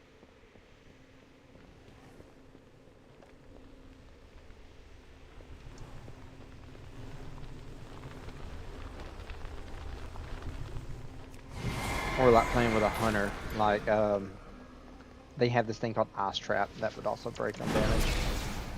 And Ret Paladin Hunter is actually a really good comp. They call it Cupid Feet. It's like the holy and the bow energize really good together. It's too far away.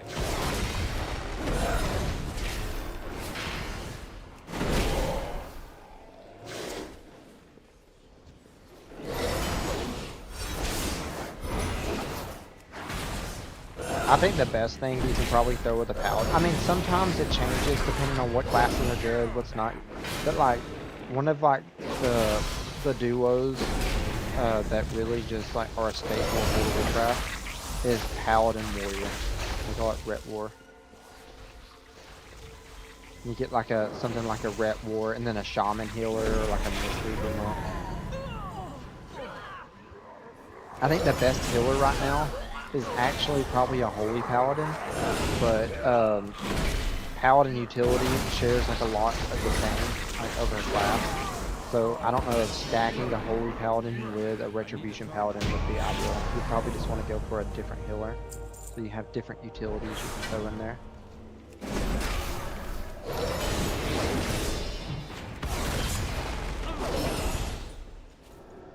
That's got to be a max level, right? Yeah, level 80. I'm gonna say that Paladin is doing like 4 times as much damage as me.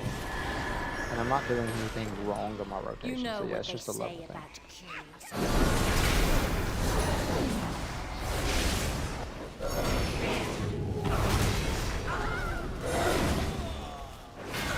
I wish I could figure out what is causing my, is it after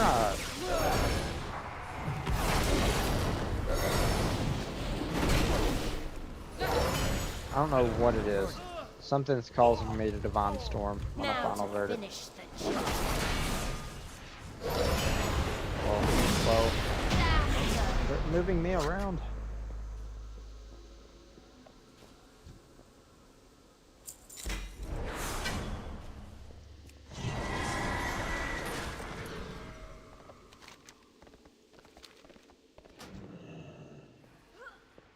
Oh, the healer's AFK. We'll kick him. I'm not party lead, am I? No.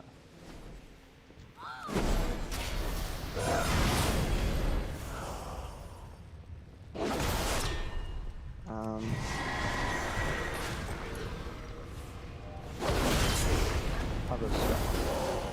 I don't need no healer. I don't need no stinking heal. I'll play the healer. I'm a paladin.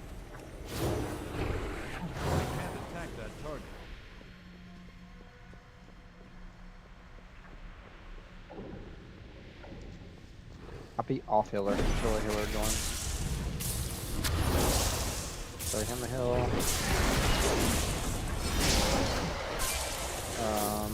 Throw him a heal. I mean, there's level 80s. They're gonna do more damage anyway, so might as well just do this.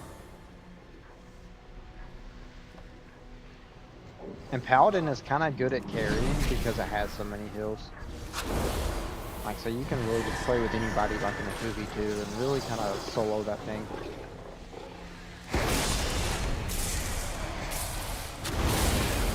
Oh, he died. Did he? I could have battle resed him. Why did he do that?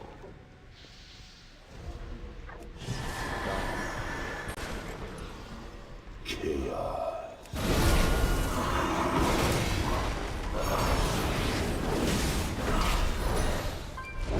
Bubble. Heal.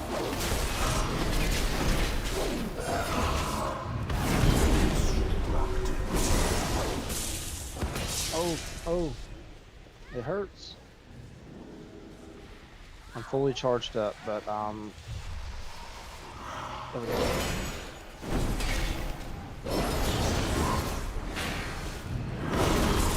Fill myself a heal.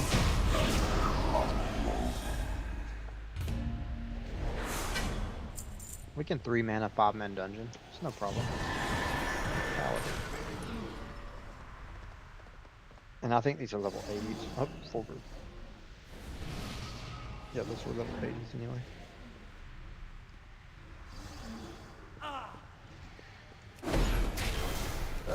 What do we got? We got a Blood Death Knight as our tank. We got an Affliction Warlock. We got a Shadow Priest. We got a Retribution Paladin. We got a Restoration Shaman.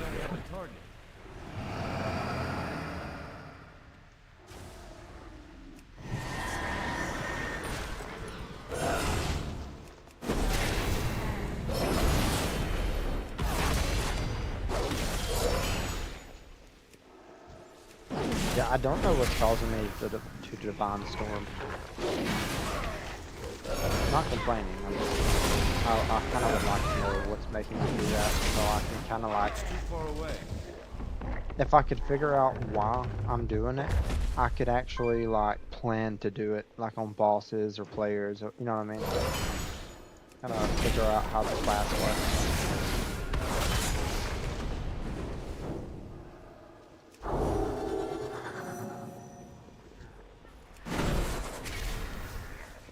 I throw a hammer at you, I'm Thor.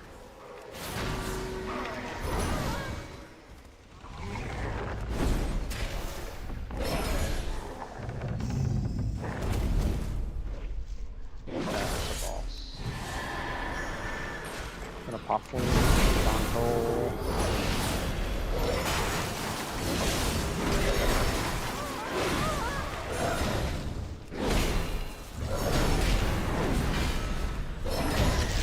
Yeah, I was full bursting. I can't do as much damage as those max levels. Even the healer, that's gotta be a max level healer. Gotta be.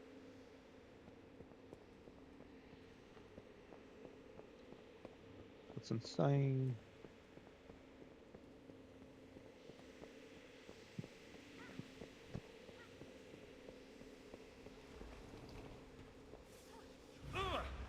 I need to get closer.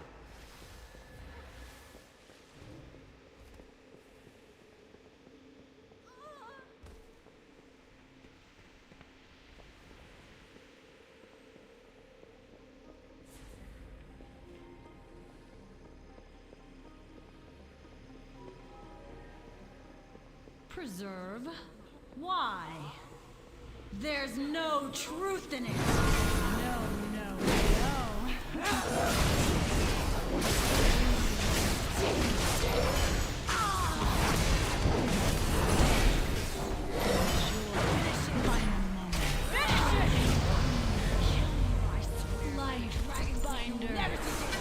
Preserve me.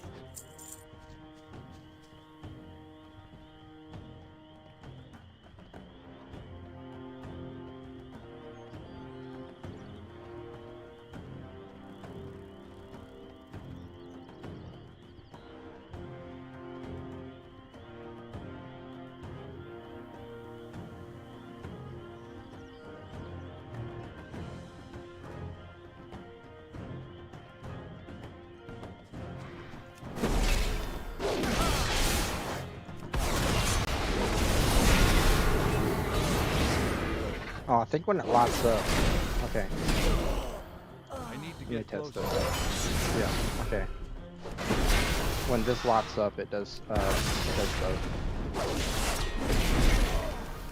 So at least I know when it's gonna do it. I don't know what's causing it, but I know when it's gonna do it.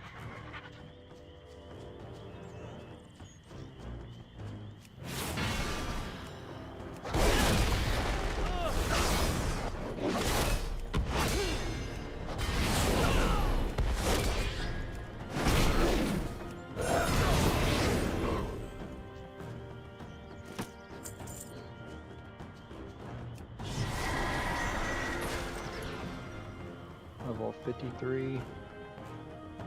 Probably have time for at least one more dungeon. Server shut down in 14 minutes.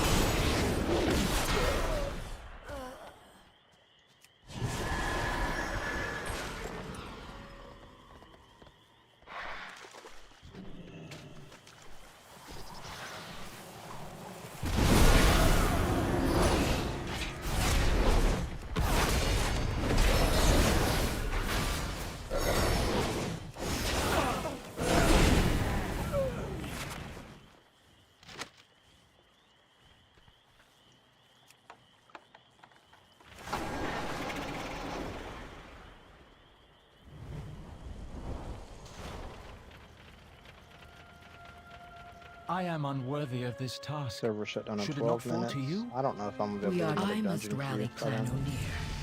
You, I'll just keep questing. must find One Onara. pops, it pops. By your leave, my Khan, I will find Onara. I have faith in you, Boku. We all do.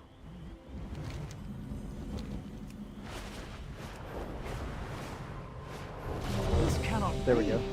Even Falakar would not dare. Okay, I'll get level 55.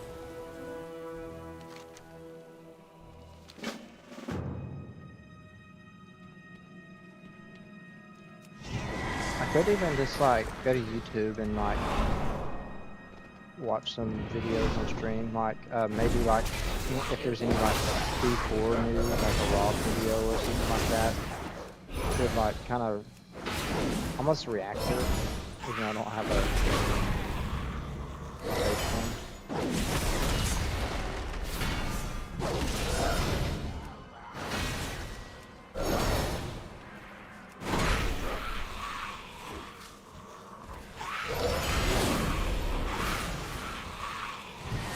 I really don't want to end stream. I just gotta find something to do for the hour this is done. But I really don't want to end stream and reopen it. So I'll find something to do. Might watch a couple of videos on stream.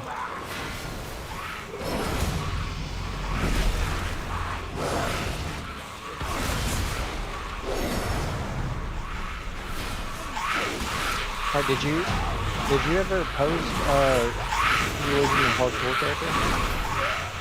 I'm just kind of reacting to videos for the hour. I could check that out too on stream.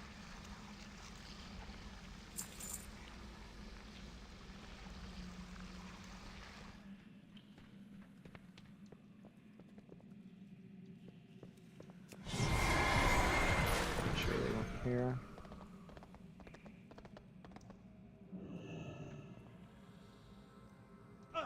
Oh, bubble.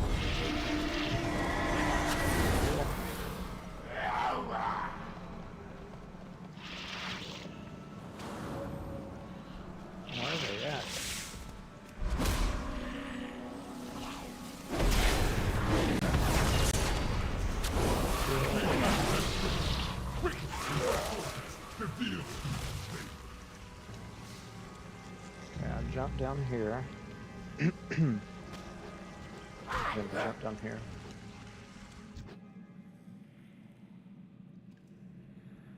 Right into the water.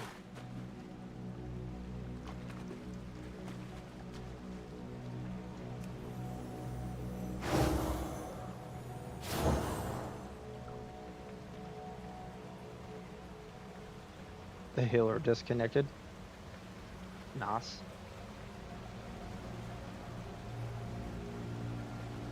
Have they not ever ran this dungeon before? Like,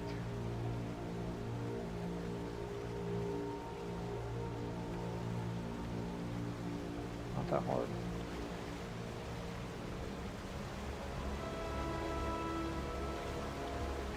Oh, did we skip a boss? I think we skipped. Oh well.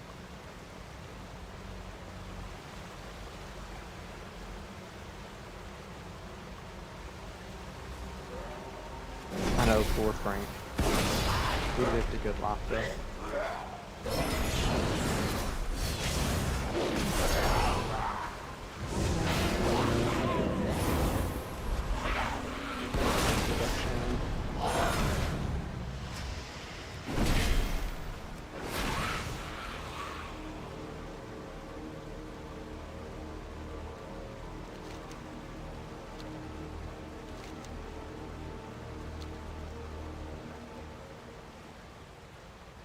I think there was a spider boss that I skipped. Please don't do it, Hunter. Our tank's not even over here.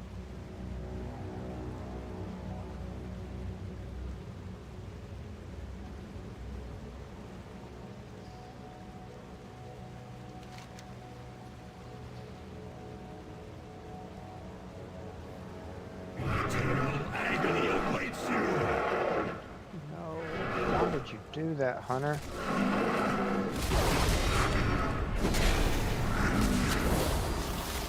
So many heals. Don't die on me.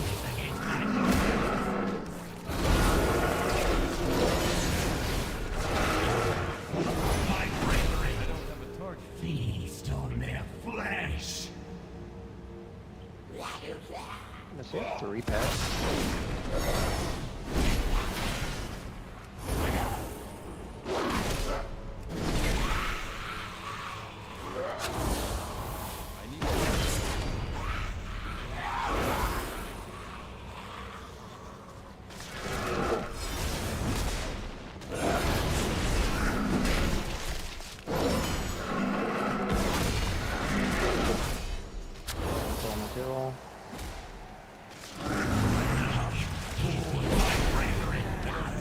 Feast on their flesh. Man, I'm a healer.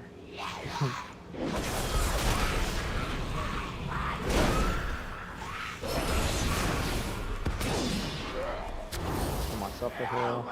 That's a lot. I need a target. My tank's not even over here yet, so.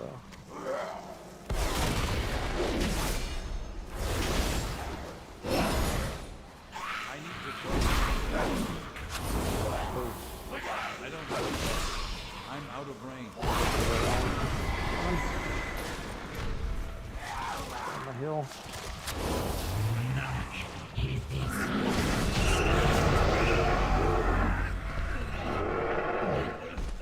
Alright, did we get the bag? We got the bag and we completed it.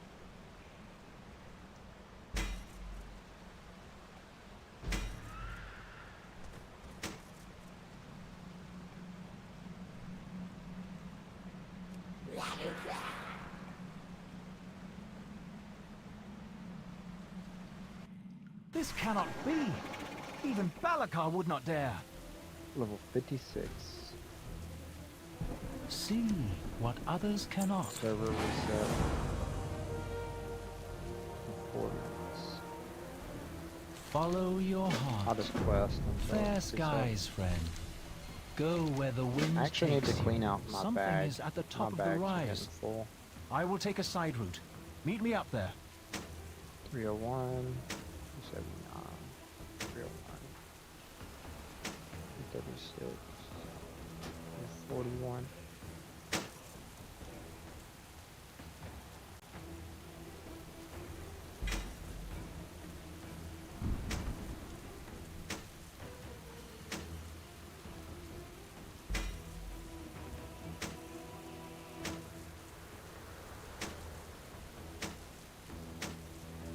Better. 214.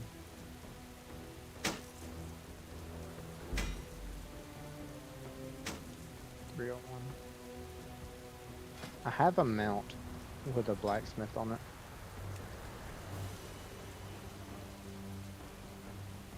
I forget which one it is.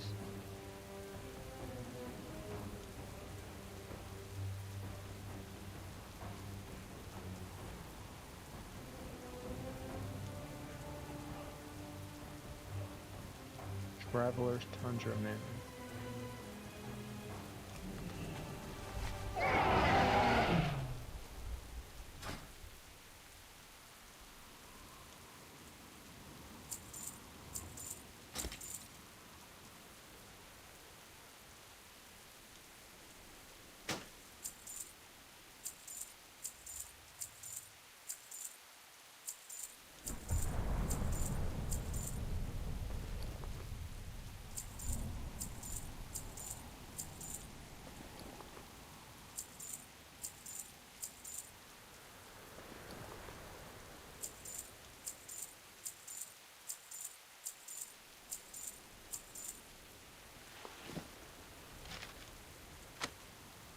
There we go. We got 1 minute and 45 seconds. I'm gonna look at transmogs the next minute. See, this is this season's PvP armor for Paladin. This is the elite set you can get. See, I missed the 20th anniversary thing of WoW. I gotta wait for the event to come back because they said it will return at some point, but I really want this.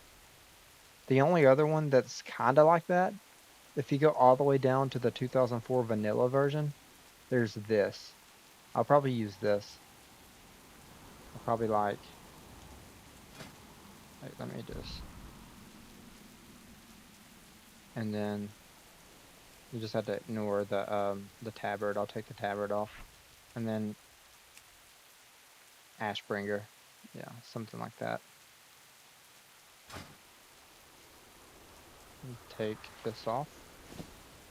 Oh man. Sets.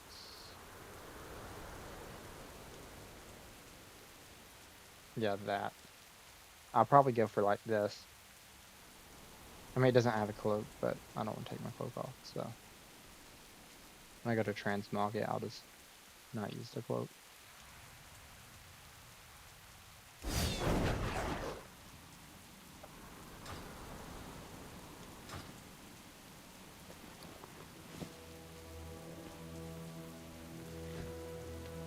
I need to get closer.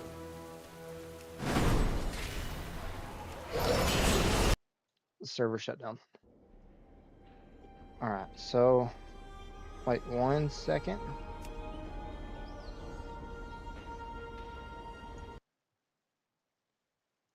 Alright, so let me close WoW. The screen's probably gonna go black for just a second.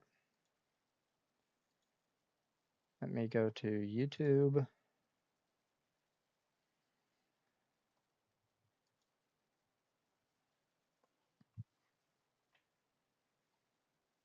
Might watch a couple of videos.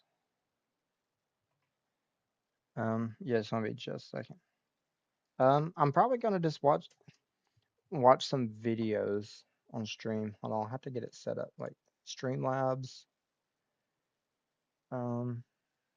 Sources. Wait, how did I do it earlier? Display capture.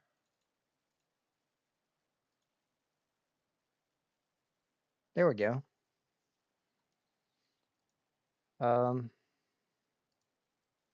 Is there a Rob video? Rob 2628. Now I'm kind of just like trying to find something to watch. So if there's any suggestions in chat of anything to react to, feel free.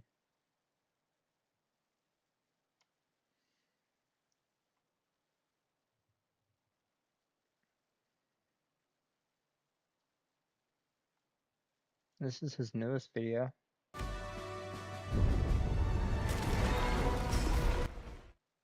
I'm gonna cut that ad down. I don't want no copyright or nothing. Stuff coming here. So first of all, we have the Infernal Hordes. There's basically gonna be more waves. Like the waves are gonna be like juicier. You're gonna have a ton of like different opportunities with the different. Let me restart this. Hey everybody, it's Rob here coming to you today with a little bit of a different format as I'm still traveling and currently in Los Angeles testing new Diablo 4 content. Today we got a ton of news for the upcoming Season 10 PTR, which starts next week, with a bunch of chaos unleashing and a ton of class changes as well as the new seasonal powers. Let's get into it. Here's the full blog post. I'm also going to link that below. PTR starts August 19th, lasts until the 22nd. And here we get to the juicy part. Infernal Hordes Reborn. We get a new Infernal Horde boss, Bartok. We got the Chaos New Infernal Rifts. Horde boss. We got Wield Chaos perks. We got new unique items for each class.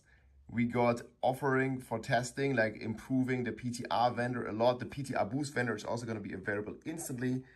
And we got full patch notes with new uniques for each class and the class balance stuff coming here. So first of all, we have the Infernal Hordes. There's basically I don't know what class I'm gonna roll. More waves. Like the waves are gonna be like juicier. You're gonna have a ton of like different opportunities with the different boons and banes you can take.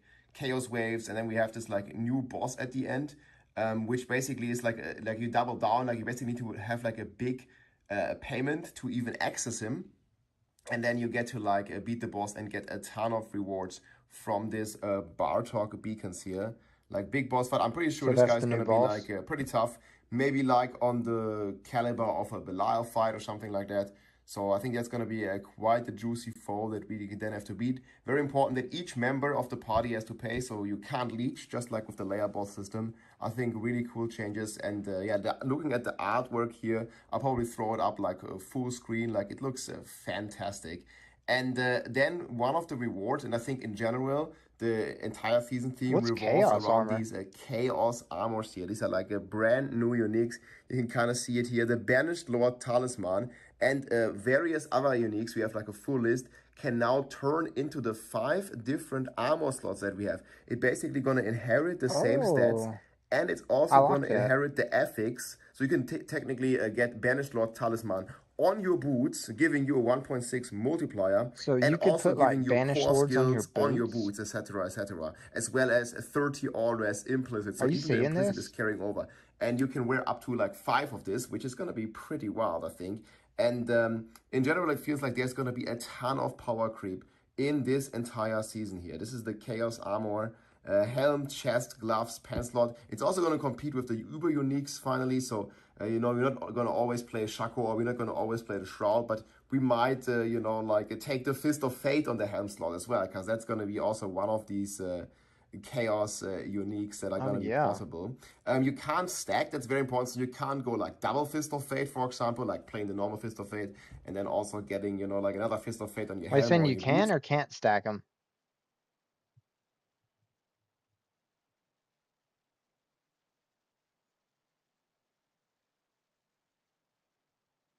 You won't. Okay, you can't stack. So that doesn't work. But I think in particular, like the boot slot is going to be pretty wild and pretty crazy for almost all the classes. Like 2 Banished Lords or something like that. That would have been crazy. You can kind of see some of the more examples here. We have the Ophidian Iris as well on the Sorcerer. Like this is the Hydra Amulet. So you can probably play on the Hydra Sword.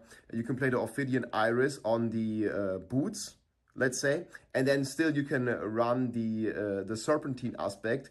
Where you like scale your Hydra with your mana on the amulet slot, giving it another 1.5 multiplier, and you're pretty much I think next not season's losing gonna be anything on way the better Ophidian than Iris this because season. it This even season wasn't bad, carries but the inherits here, so that's gonna be the Infernal crazy. Hordes are like my favorite thing. Some of these chaos. All teeth need treating. Here, I don't think I'll get copy strike for ads, but Just cut it down. Unique, so match, like a just in bunch of case. strong multiplayers. I'm just gonna like quickly mention the strongest ones. I think Banished Lord's Talisman is gonna be insane. Lucion has a lot of potential as well. And then Fist of Fate, obviously, like super strong to have that on the boot slot or something. And Lockrant maybe has a bit of a merit, but overall, I think these are like the generic multipliers that are strong. Like, I mean, just getting like Fist of Fate is crazy. And then like you have like different classes here. So quickly going over Barbarian, what I think can be really strong here overall is, for example, the Red Furor Ring. Because as far as I know, there's like not a nerf to Mighty Throw in this patch notes here. So getting that like a slot open and basically, you know, like using boots for a multiplier, getting like the Banished Lords or the Red Furor on the boots, and then getting like opening up more slots, getting like bigger multipliers. There's also Ugly Bastard here as a generic multiplier, like super strong, a ton of different stuff here. Also some cool stuff for the bleed builds. Yeah, Druid has a ton of stuff as well. Tempest Roar in particular, you can finally play like a Shaco and a Tempest Roar if you want. So you could put Chrome Staff on a different item now? Pretty juicy, especially like seeing on some classes like having like the big two-handed weapons here, or here like the Word of Harkan on the Rogue is also insane.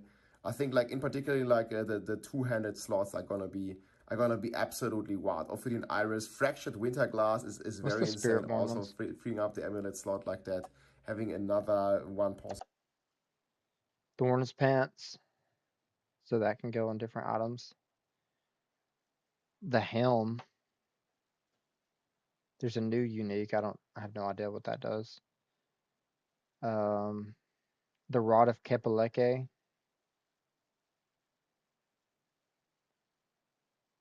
The basic staff. Okay.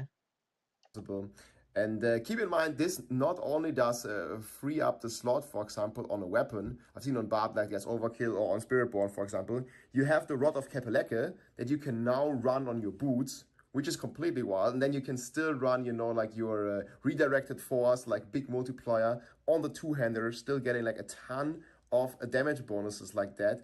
And benefiting a lot from the Temperers. And you probably also have the double cast from the Rod of Kepaleke, as well as the maximum resources, like now on your boots, for example, and you can still have like a crazy weapon.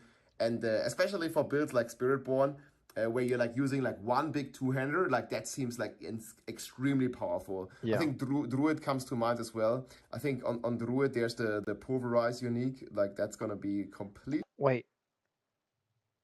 So you could put the Pulverize mace on a different item too? I just thought of that, yeah.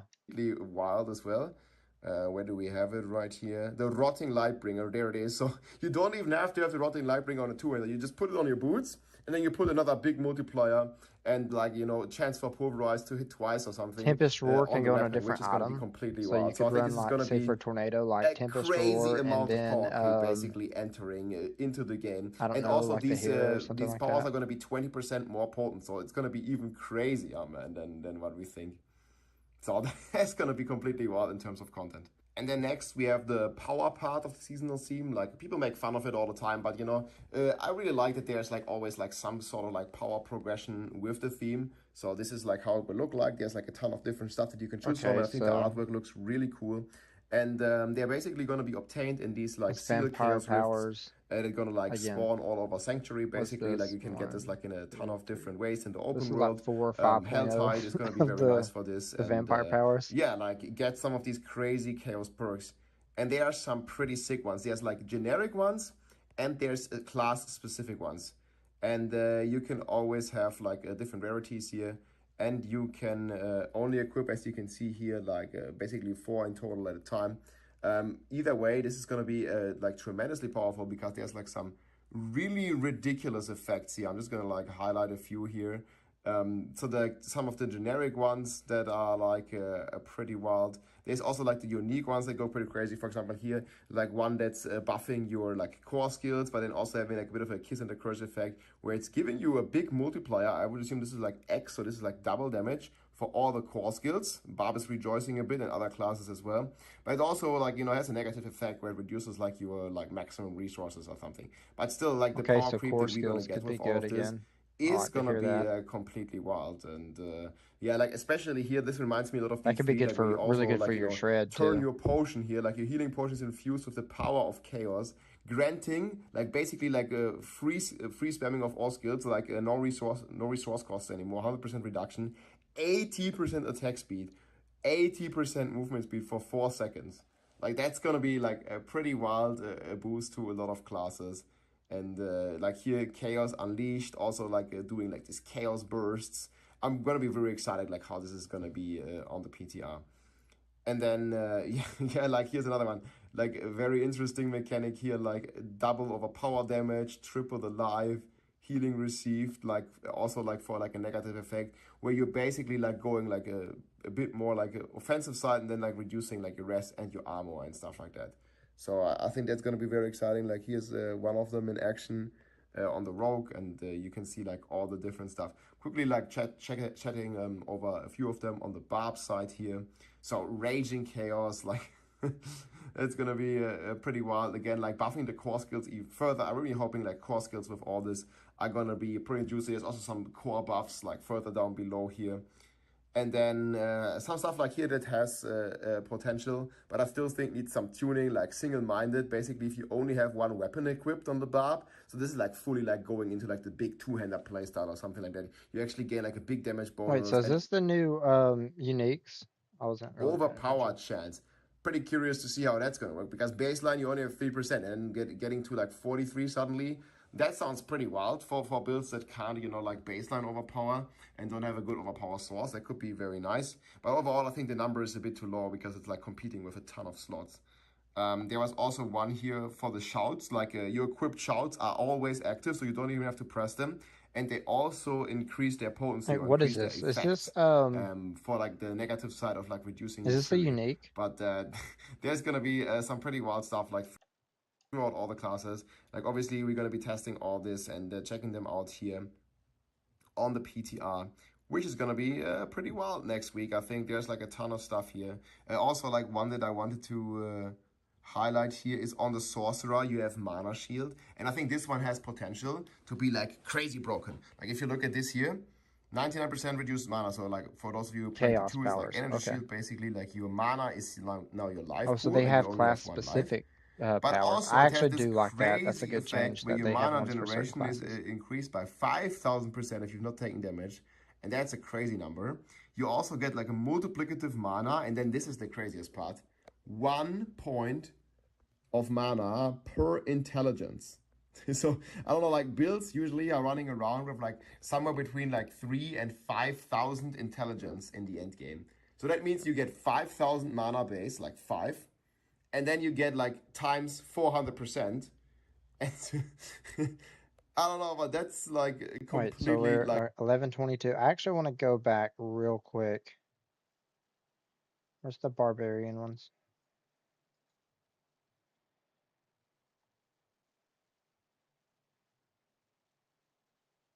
Oh, so the earthquake chest for the Hoda, you could put them on like a pair of boots, and then you could still run Shroud.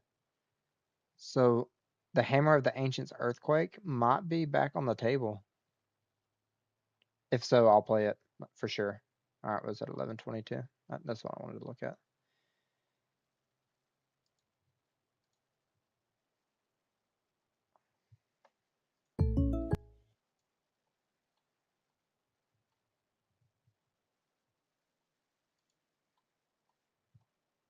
like 5 times, that's like 25,000 mana.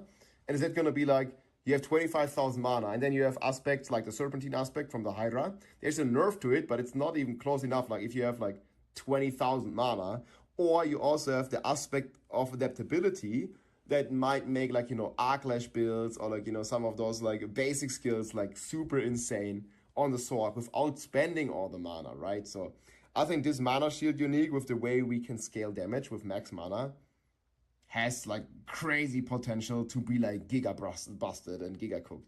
And there, like there's a ton of more stuff. And quickly going over some of the new uniques as well. And I believe the way I understood it, these new uniques are also all gonna be chaos uniques that you can get, you know, again on your boots. You can get them on all the armor slots basically. So this new one here is a weapon, but keep in mind again, like, you can get this weapon on your boots if you want. Damage, so that's pretty crazy. Pretty cool stats here, like core skill. You gain 3 to 5 increased damage. bar pass, like good multiplier, very good stats. And then unique power here, very interesting for the walking arsenal and in general for barbs, where you gain more increased damage for every like active skill you have on your bar. Like, so this is like, I guess, trying to break up the triple shout meta a little bit. I think it can succeed because it's a pretty big damage multiplier, and you get even more damage multiplier if you actually like use those skills. So a ton of interesting stuff on the barb. Druids also getting some stuff here for the Ravens, for basic skill thing for Necromancer. For Necro. Yeah. I haven't really like checked all of this like in the basic and core skills.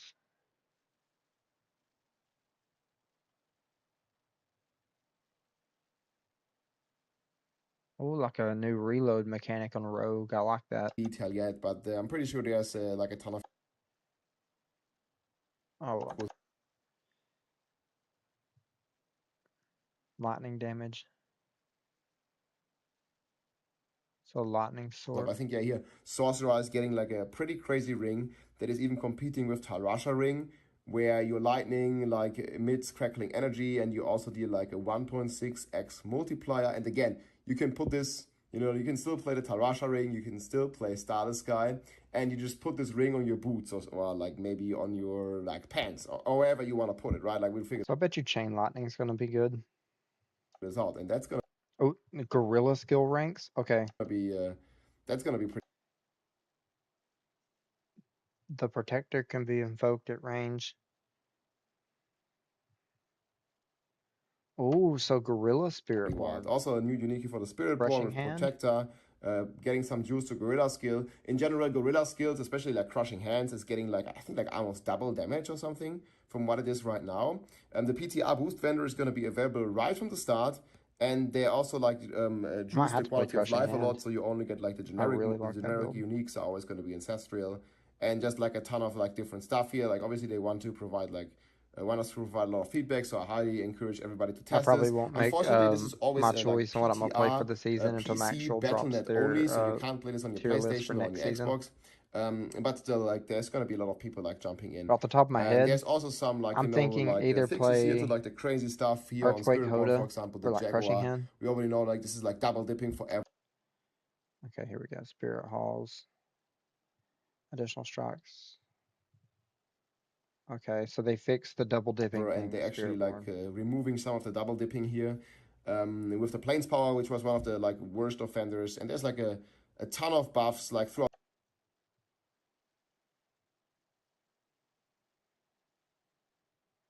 Okay, so the Eagle thing.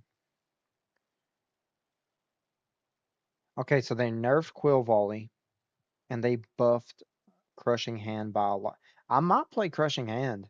The board, you can see here like Crushing Hands gets basically double damage. Quill Volley gets a bit of a nerf here, but the Aspect is getting a buff on Quill Volley, and the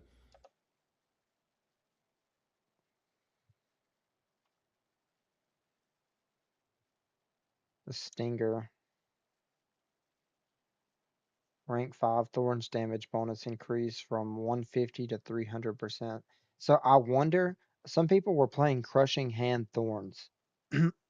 So I wonder if people play Crushing Hand Thorns again with those Thorns pets, and then they pick up the Protector for the earn 100,000 yeah, I think I can see it right now, like Crushing Hand Thorns. Credit with Chase Sapphire Reserve. I think that's going to be really when you good. add a I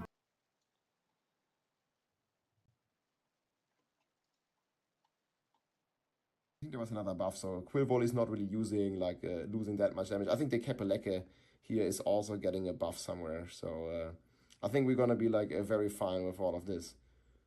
Yeah, Vengeance, Wild Claws, like here there's a ton of buff here. Like you see Kepeleke and Ebevaka are getting buffs. So even if Quill Volley is a bit reduced, I think like the supporting legendaries are being juiced and are going even crazier, right? And then Paragon fixes. Yeah, I might play Crushing Hand. Quickly covering Barb here as well in a bit more detail. Just always interested in that. Scrolling a bit down here. They're actually like starting to change some expertise stuff, so that's gonna be like looking forward to, you know, remove some of those like conditions that we have here. It's gonna be very nice. Something like small quality of life stuff to kick, some small quality of life and small buffs to like the key passives, Walking Arsenal, Umbrella Rage, all getting a small buff. Some multipliers here, very cool. Again, like we talked about so many core skill buffs. We're getting like a core skill buff here to Hoda, the Ancestral Force, where like the Hoda is like quaking. We're getting some bleed buffs here to the Ward and Rupture, also helping with the duration. We're getting Ariad's Bearing buff, Battle Trance, like the Frenzy playstyle is getting buffed. We're getting like, again, core skill here. Hellhammer is getting juiced, but it also gives a multiplier now. Ooh.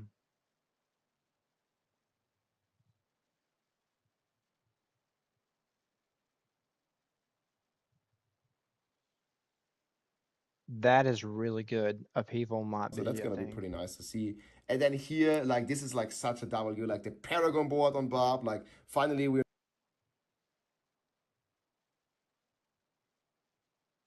not pigeonholed into like the 5 of the same boss. Like we're actually getting Flawless Technique doing like some stuff now. We're getting a damage multiplier.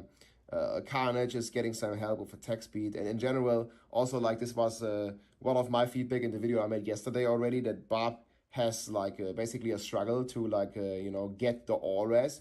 So I feel like there's a good chance like they're listening like to this like feedback here, and you see like we're already getting like 3% more all-res to all the stuff here coming on the PTR rather than just fire res. Because on Barb, solving fire res is so easy because you have the Ugly Bastard, you have the Red Furore in the current meta, and just getting all res is really, really cool. I'd also love to see, you know, the starter board getting all res instead of armor.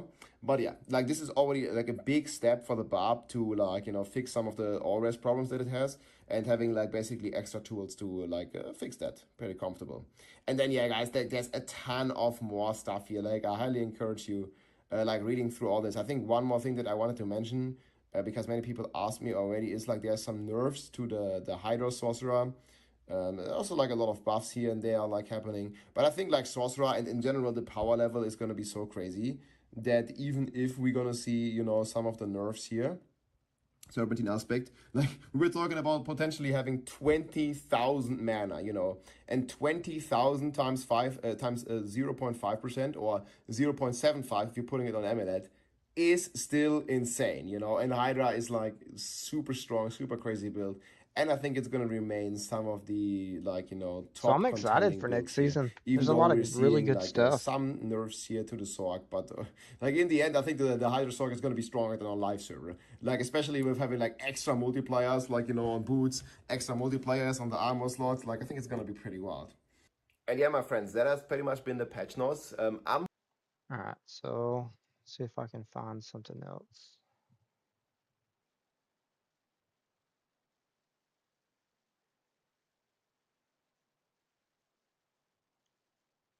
Do I react to a reaction?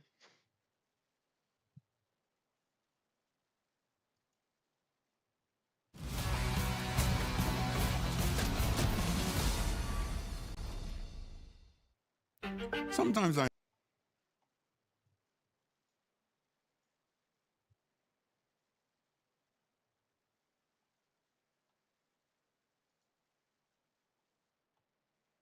in almost any.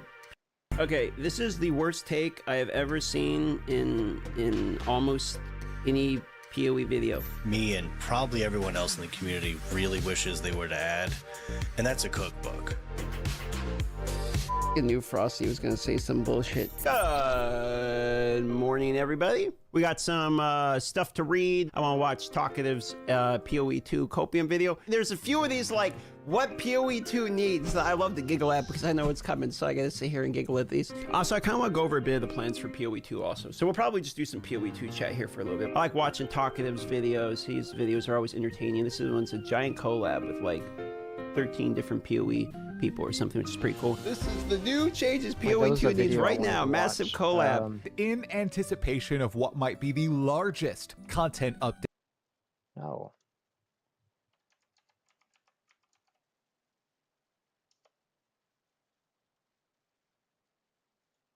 Styles, Slay. What's up, guys? We're here. Welcome back to the channel. So I know it's been a while since we posted a video, but there really hasn't been a whole lot going on in the gaming scene, especially in the ARPGs, but we finally got some news. Well, I do take that back. Today there was a little bit of a teaser for Path of Exile 2, but it was just a picture, so There was no need to make like a 20-minute video on that. But today we have some information coming out of Diablo 4 and the Season 10 PTR. So I'm going to break everything down, and it looks like the Paladin has been leaked. It has been leaked. It looks like it. It looks like it. Speculation, could be copium. I don't know. But it looks like right here that you can see that the Diablo 4 vendor with the whole, some of the players being invited out to go test the new stuff for Season 10 and everything. It looks like the Paladin may be here in the version change. It looks like it. I could be wrong, but it looks like somebody leaked it. So we'll see what happens. Of course, this isn't going to be in Season 10, but if the Paladin is coming, it will be in the seasonal, or excuse me, the Season 11, which would be the brand new expansion to the game, which we still do not have a price on that, but I'm guessing it's going to be pretty up there. You let me know what you know, what you think, guys, down in the comments. But the Paladin may be coming to Diablo 4 about dang time 2 years later. Now, let's get into the PTR for Season 10, because it is August 19th through the 26th, and there's a lot of things for this that they want us to go and test. Before you guys even ask, yes, the Goblin will be there on day launch, which is typically not what they do.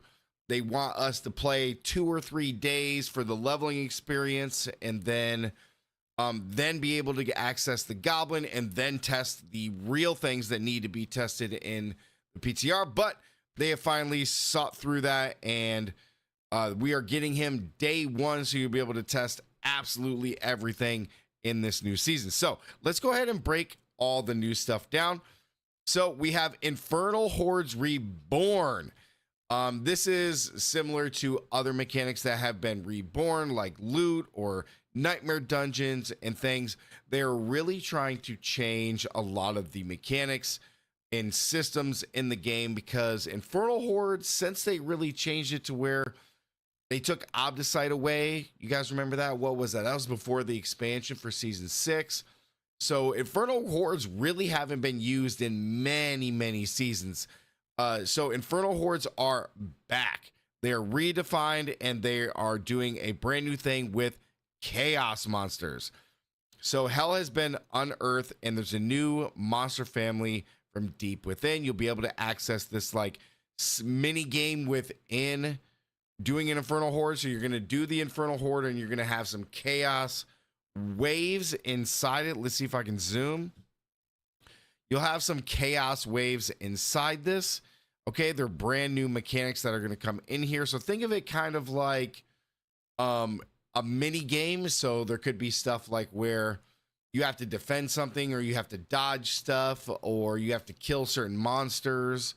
You know, just anything like that, kind of like tower defense, and kind of some stuff like that. But you'll have these from your Infernal Hordes, which are going to be chaos waves. They'll have different combinations to discover and master. So you'll dodge deadly projectiles, slay, you know, the hell worms, or hunt down aether goblins. Chaos awaits. So you're going to have some brand new mini games within. When your kid is hurting and there's nothing you can do about it, that's the worst feeling in the world. Infernal Hordes. And in addition to that, when you get to the end, guys, there's going to be a brand new boss, Bartuk, the Warlord of Blood. So instead of facing off against the Council, you can choose to fight him. So what you're going to be doing against Bartuk is you will spend all your ether to fight this boss. And when you fight this boss, it's supposed to be a new pinnacle boss, and he's supposed to be harder than ever, so harder than your Duriels, etc.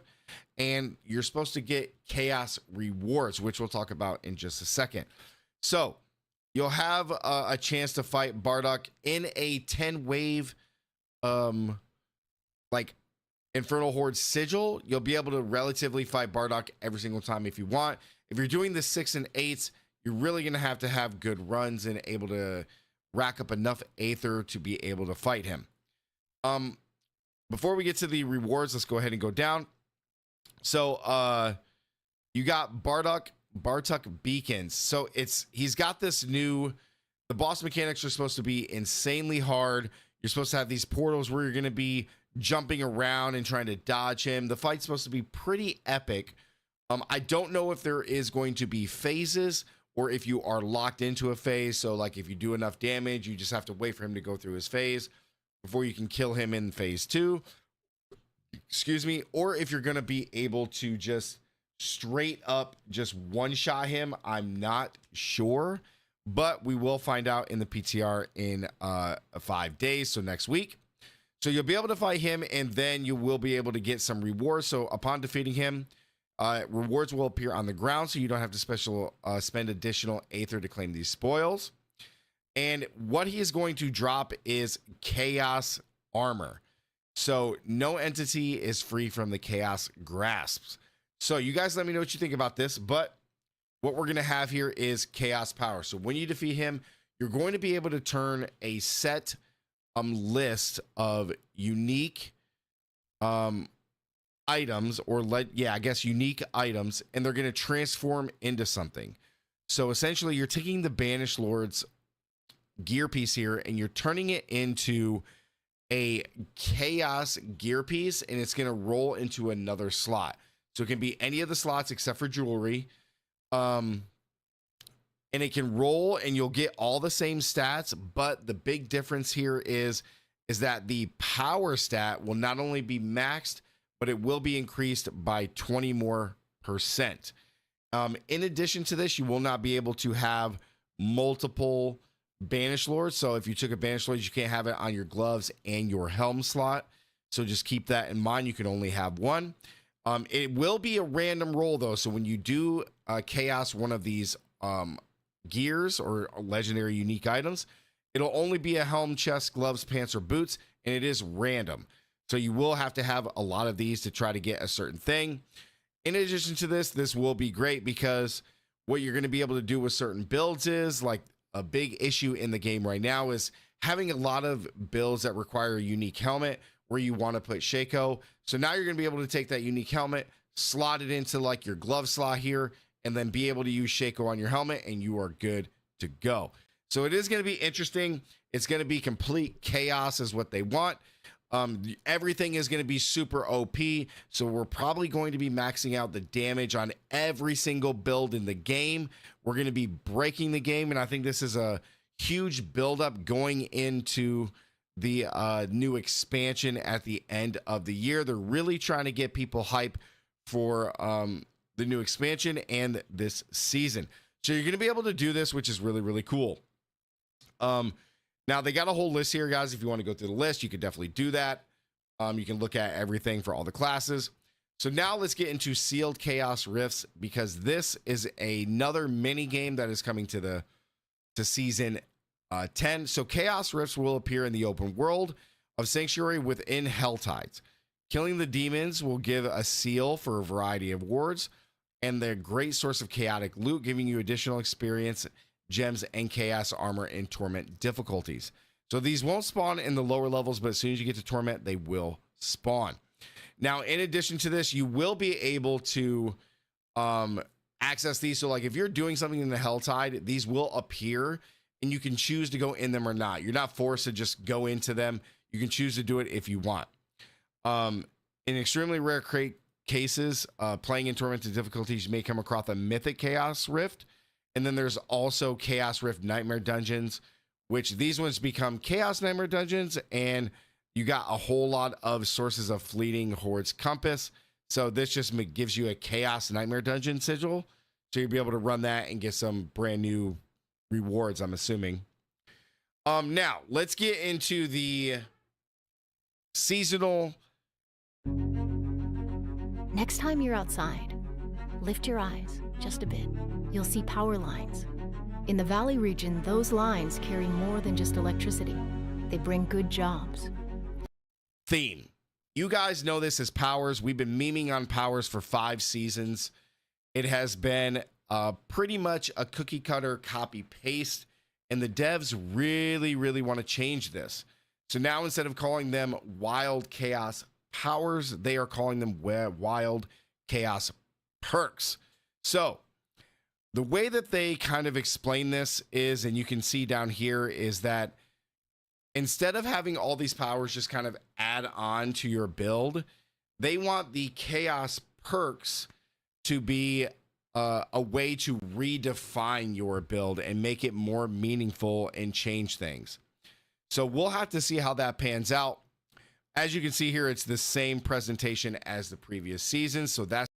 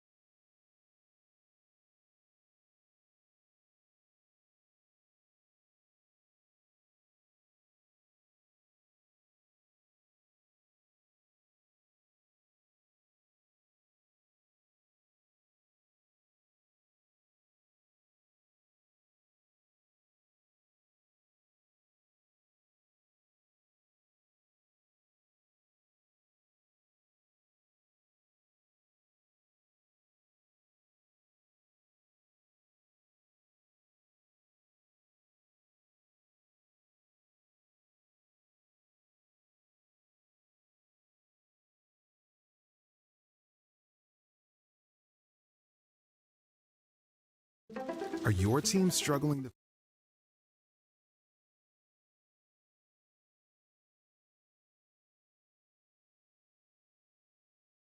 Made the questionable decision to drop Mop Classic just 2 weeks before a new retail season, we know that a lot of you are still dedicated to the War Within grind, and we definitely respect it. And while there will definitely be some chaos in the coming weeks, we've decided to help you out by taking a deeper dive into the most important changes for every class, including how they will affect your playstyle in PvP.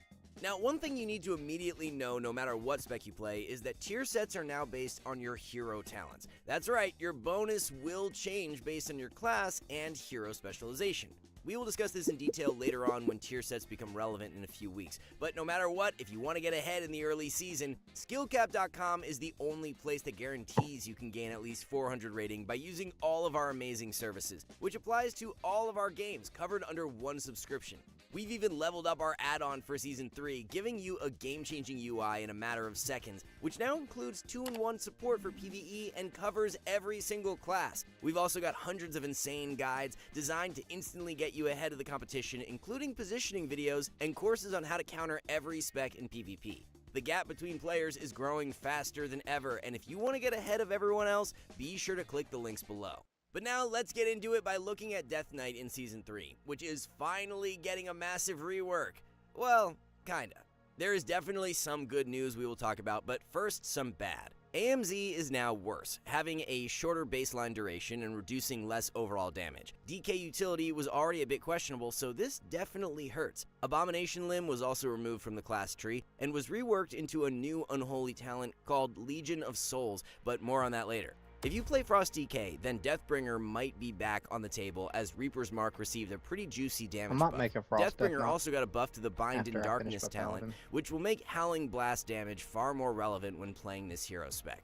And one big change is that Cleaving Strikes no longer, well, cleaves. But not to worry for all you Frost DK AoE enjoyers, because Frost Strike has a few talents allowing it to AoE, so it's quite possible that the general playstyle of Frost DK won't really be changing this patch. You're still going to deal extremely high pressure during Pillar of Frost, trying to 3-2-1 setup kills with your partners. Unholy also received a complete rework of its talent tree, but it probably won't change the general playstyle of the spec for most players. Most of the changes centered around consolidating talents and making things a bit more passive, but the playstyle is still the same. One key quality of life improvement is that you now get both Plaguebringer and Clawing Shadows now, so you don't have to make the choice between AoE and single target damage profiles with these two talents.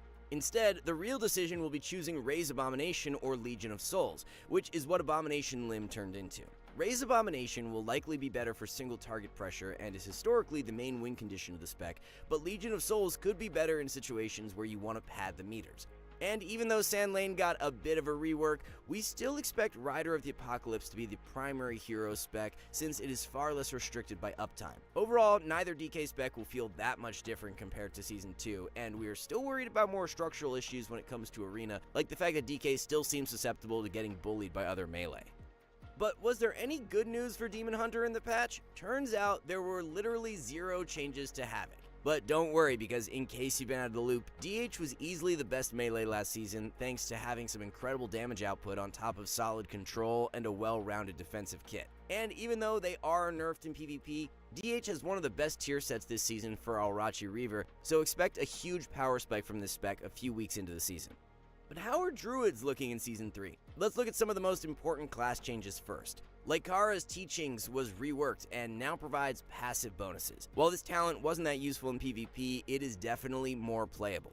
But unfortunately for all you Feral and Resto mains, Maim received a cooldown increase to 30 seconds, which now matches Kidney Shot.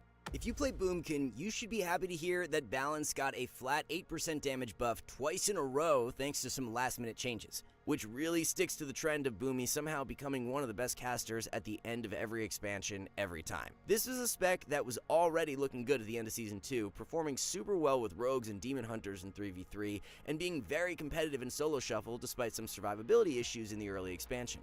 Feral originally got a flat 8% damage buff, which was unfortunately reverted and was compensated by some last-minute tuning. No matter what, the spec will be a bit more punishing to play after the Maim nerf. As for Resto Druids, the spec received a buff to Tranquility and will benefit from some additional buffs to Wild Stalker healing, which was already the main hero spec in Season 2. And to really cement this even further, they also made Wild Stalker's implant effect trigger from Wild Growth instead of just Swift Mend, which potentially means that you could be pressing this heal more often in Arena as long as mana isn't an issue. Now for all of you Evokers out there, 11.2 introduced one huge change. Nullifying Shroud was completely redesigned, and now triggers as a temporary 4-second buff after Verdant Embrace is pressed, which essentially gives it the same functionality as a Priest's Fade. This change is interesting since on paper it is a huge buff against specs with Dispels and spammable CC, but will make the early game a bit more volatile into other classes. As far as each Evoker spec is concerned, Augmentation walked away with a flat 5% damage buff. If you played during Season 2, there was a brief period where Aug was absolutely busted, but eventually fell off after some nerfs later on.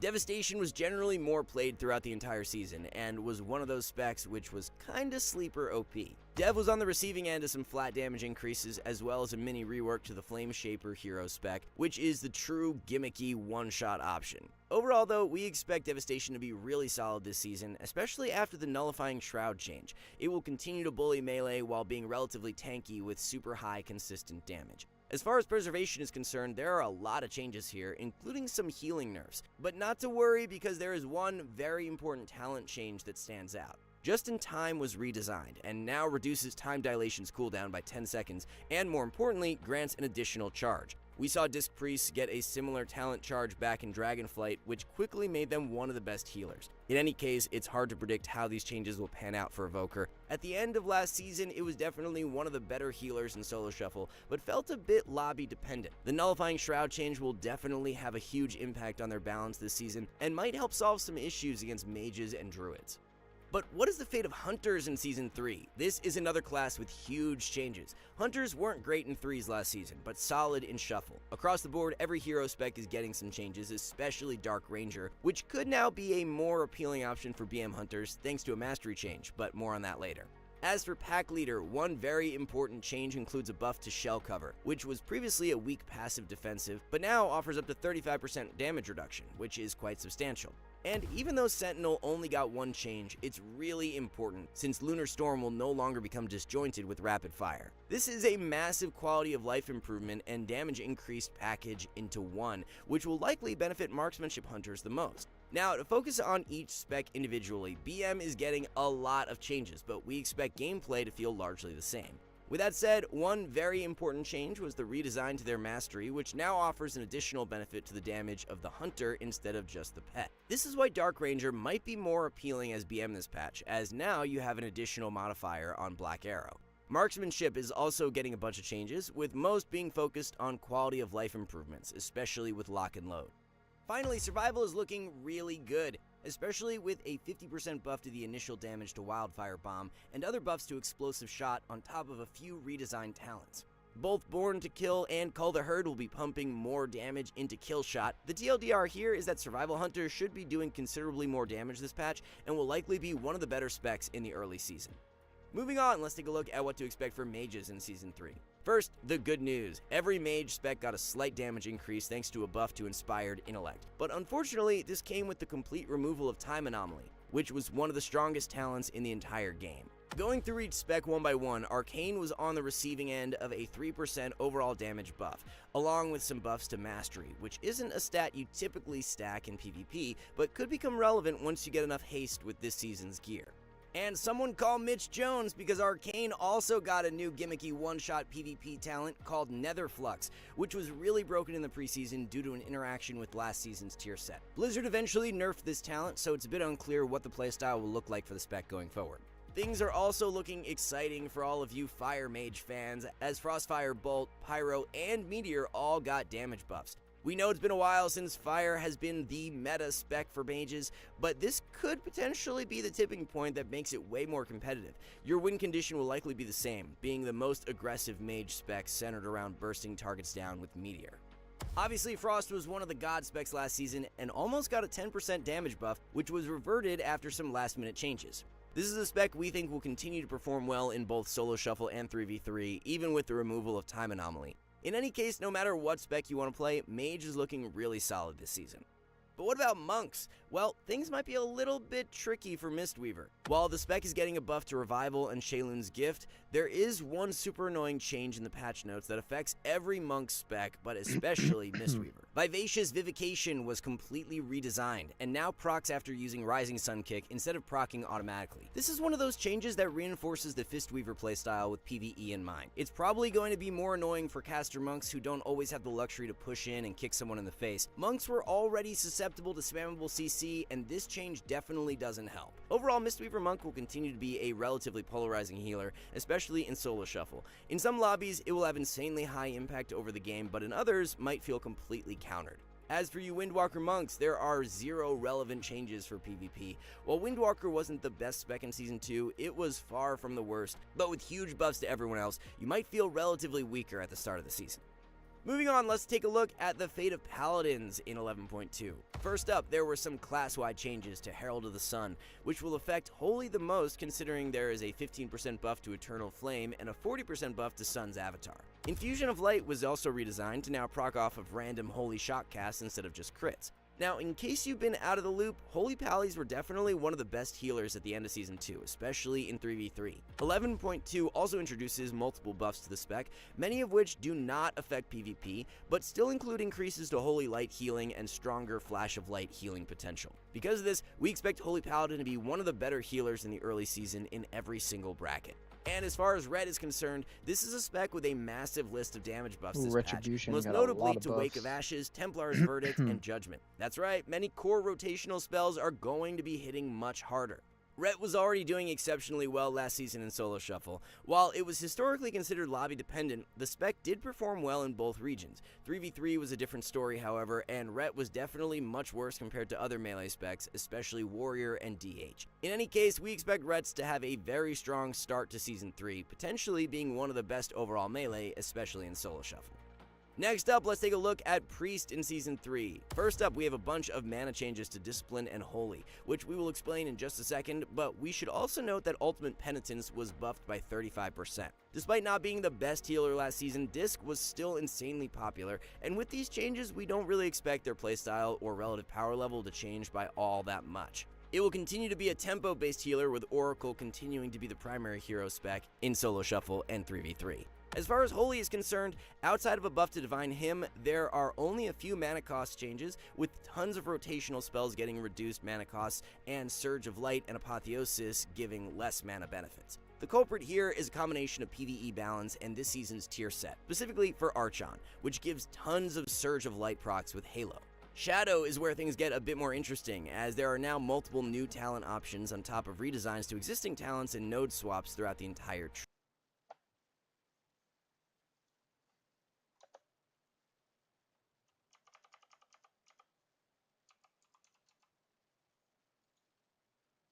No, I keep.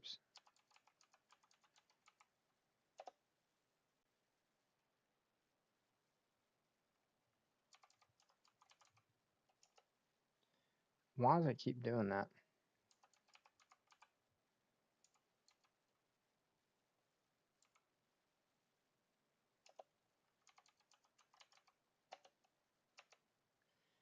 Are you serious?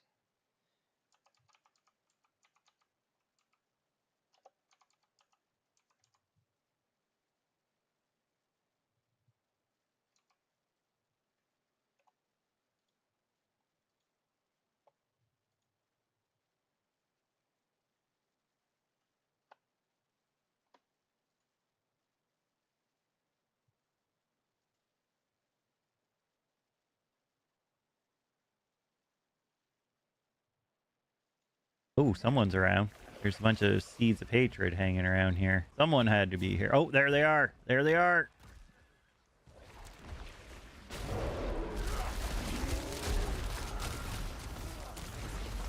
Got him.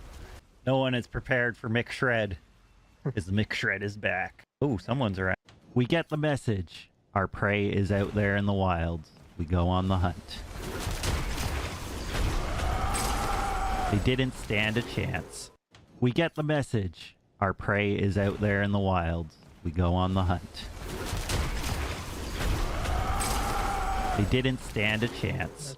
We get the message. Our prey is out there in the wilds. We go on the hunt. I guess he didn't upload that yet. I think the server's back up.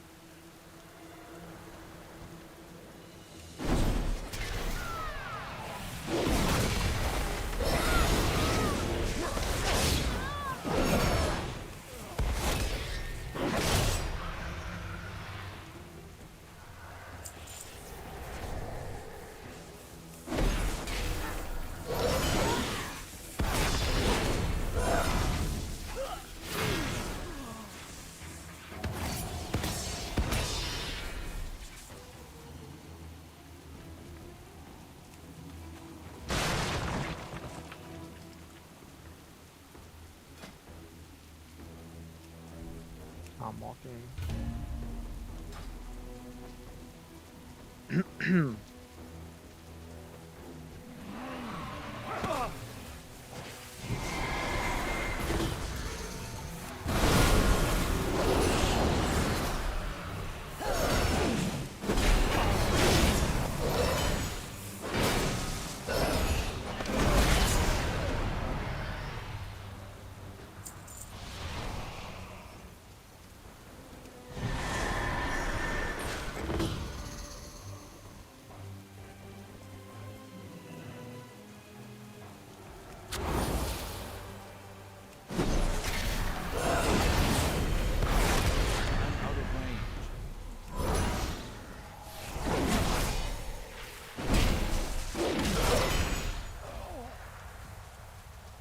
It's too far away. I don't have a target.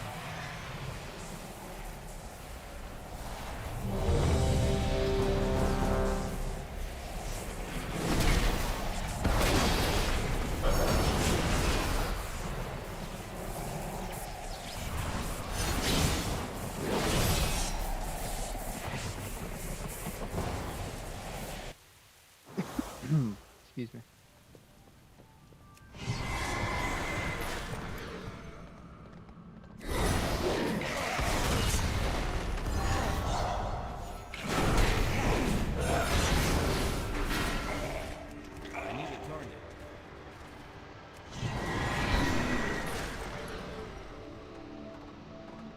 I don't have a target.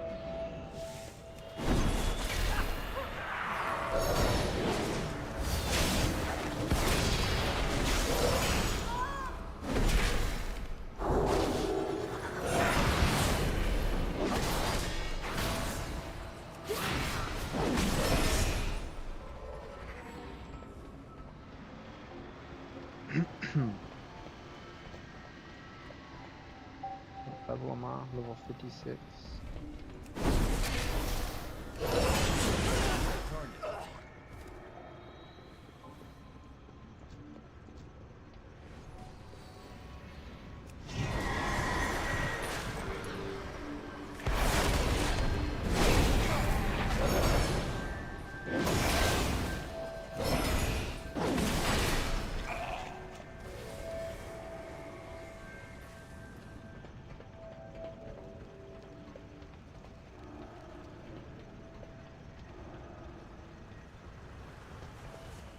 I need to get closer.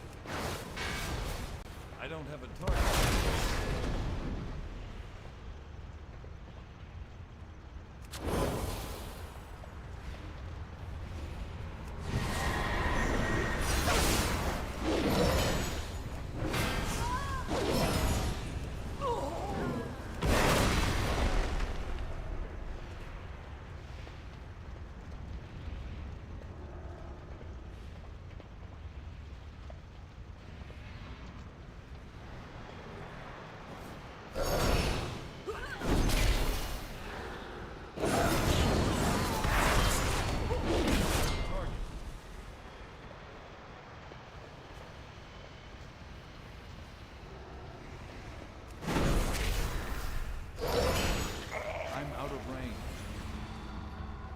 Finally, a captive audience.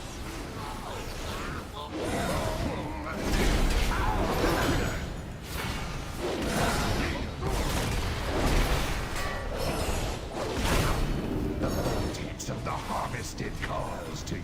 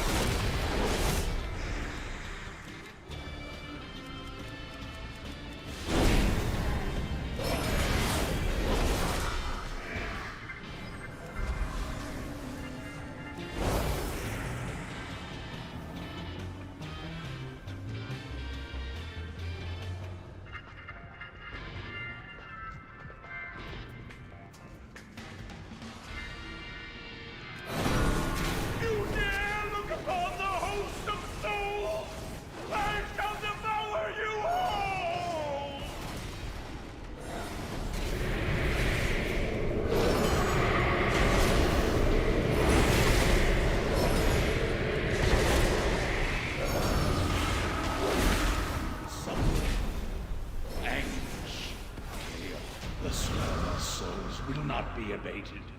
You only delay the inevitable. Level 58.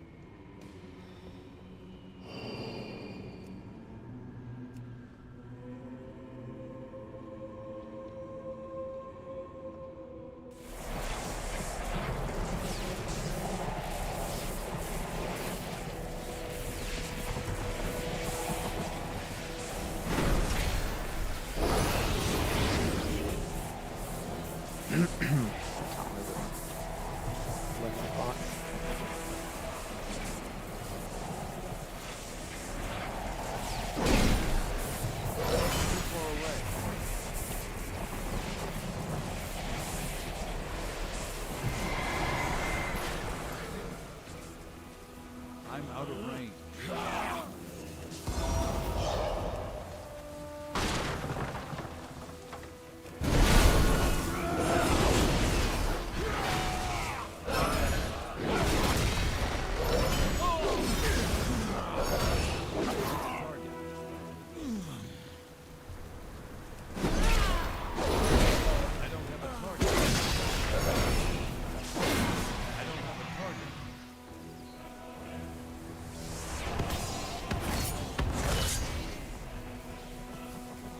Get closer.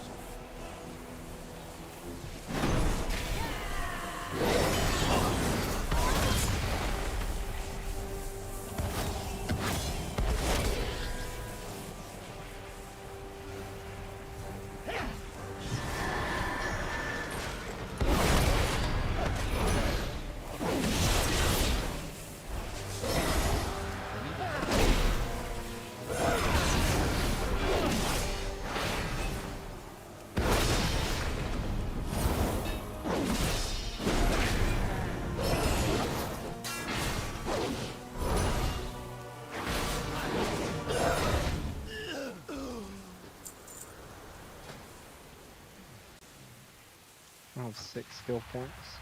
I need to plug in these skill points.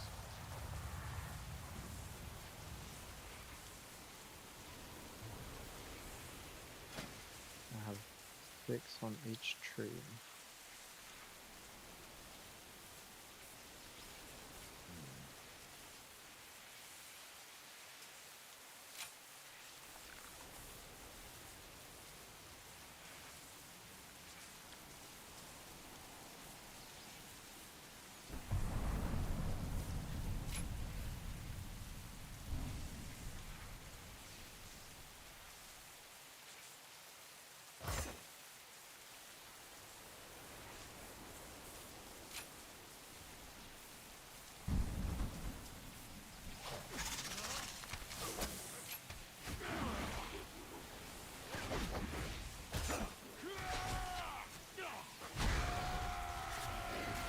And then I have 6 on the Paladin tree.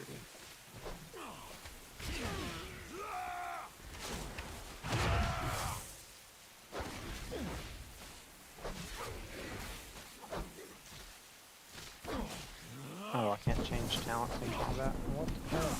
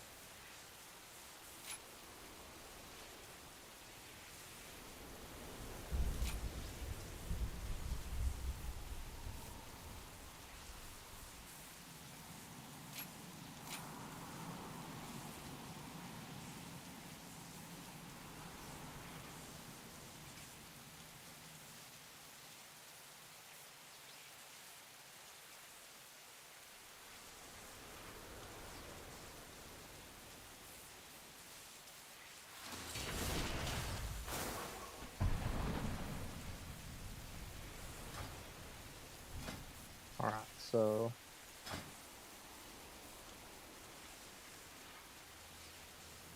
I don't need those.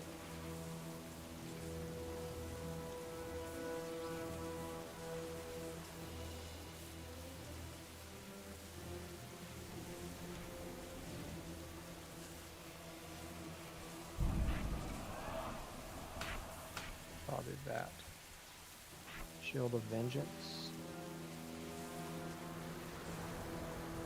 I think I'm gonna do this.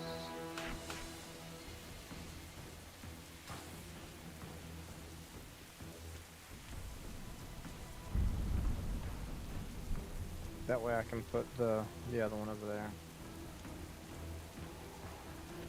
Okay.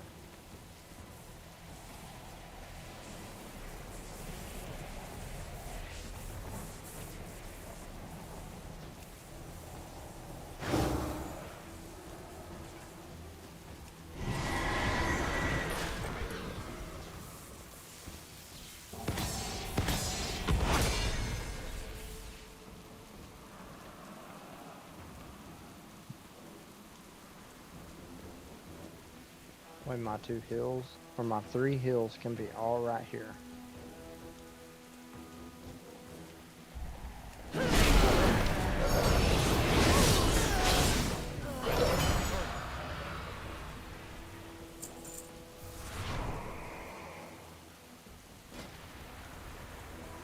Need some more time walking. I need to pull my stream back up.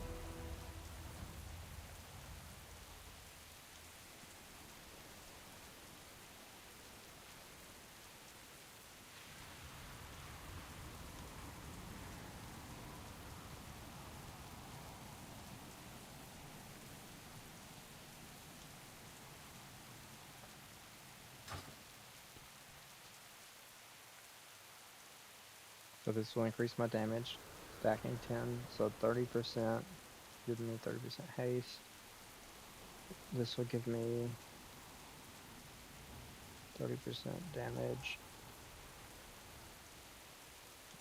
No, let's put that right there.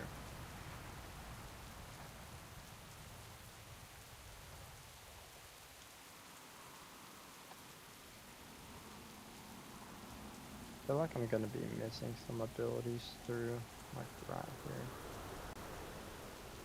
Okay.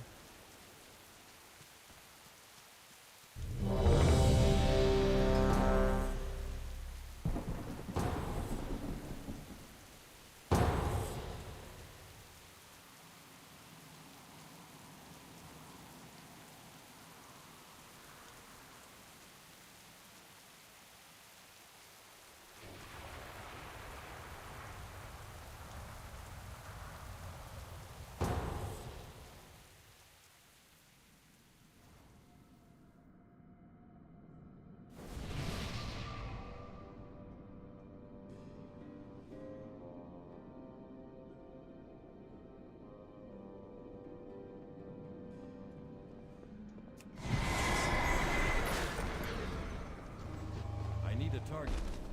I'm out of range.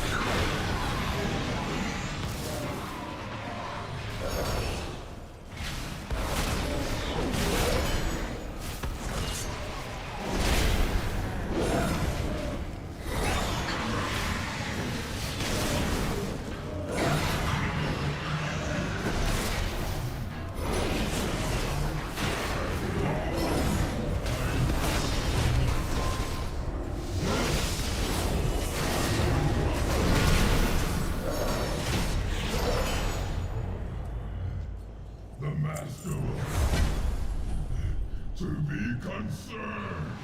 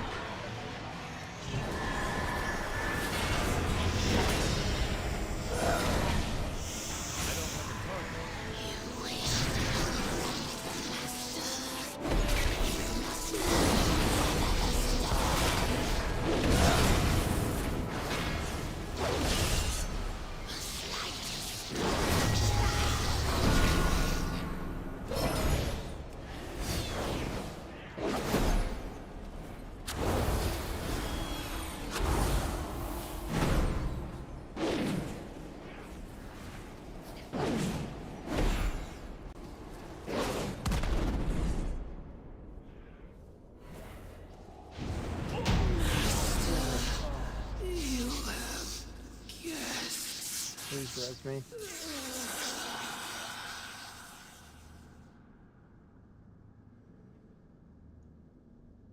Nowhere res me.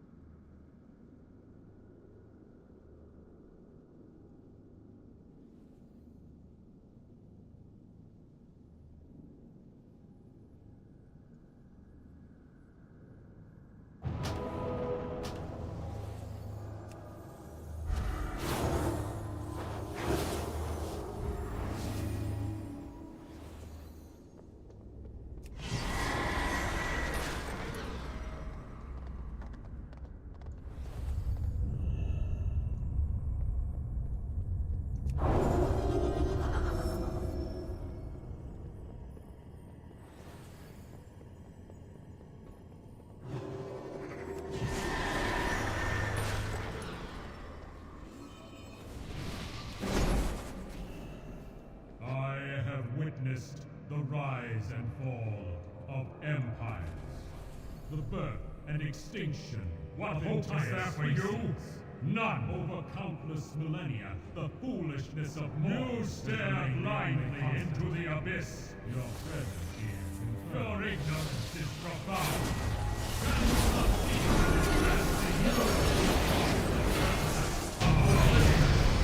I will make it quick. The end.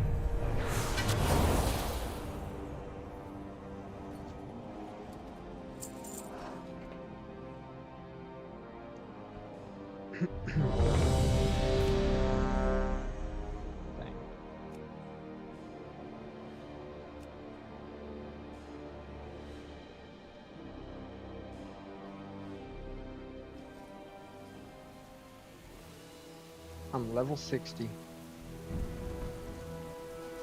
I'm a lot of leveling today.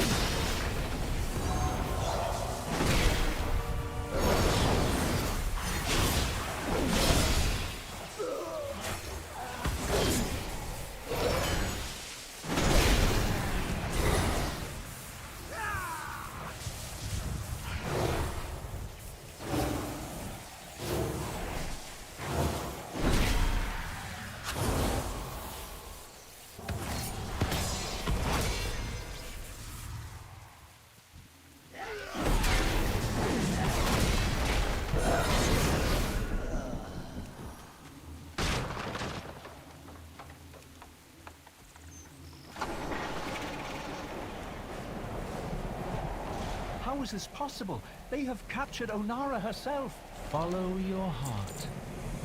Fair skies, friend. Bless you. Stay safe. Follow me. We must free Onara. I'm out of range.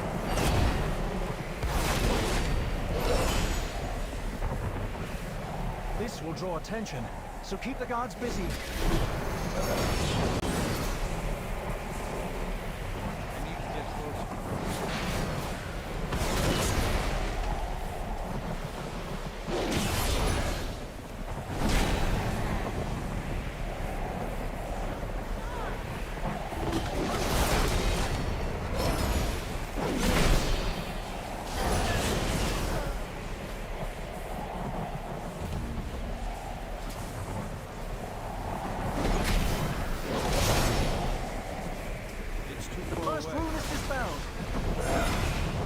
Another rune down.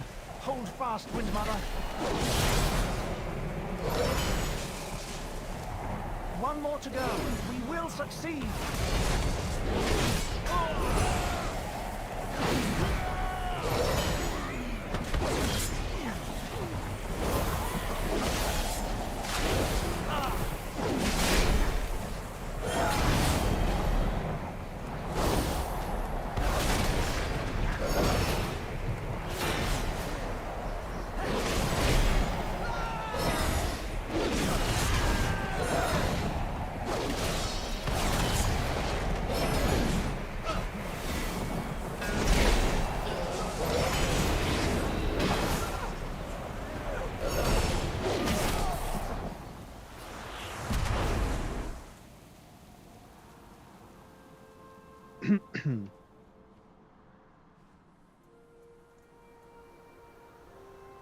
You were awake.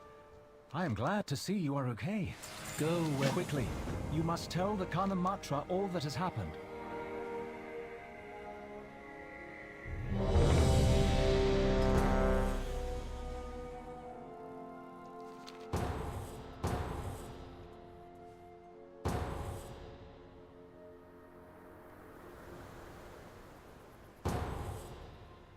Not 10 more levels than that max level.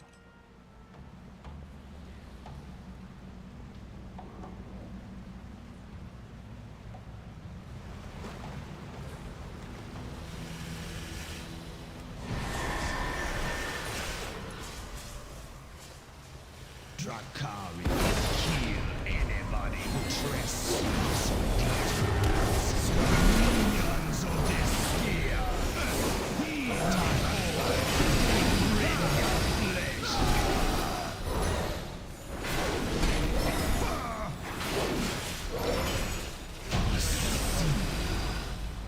Scourge was not our greatest enemy.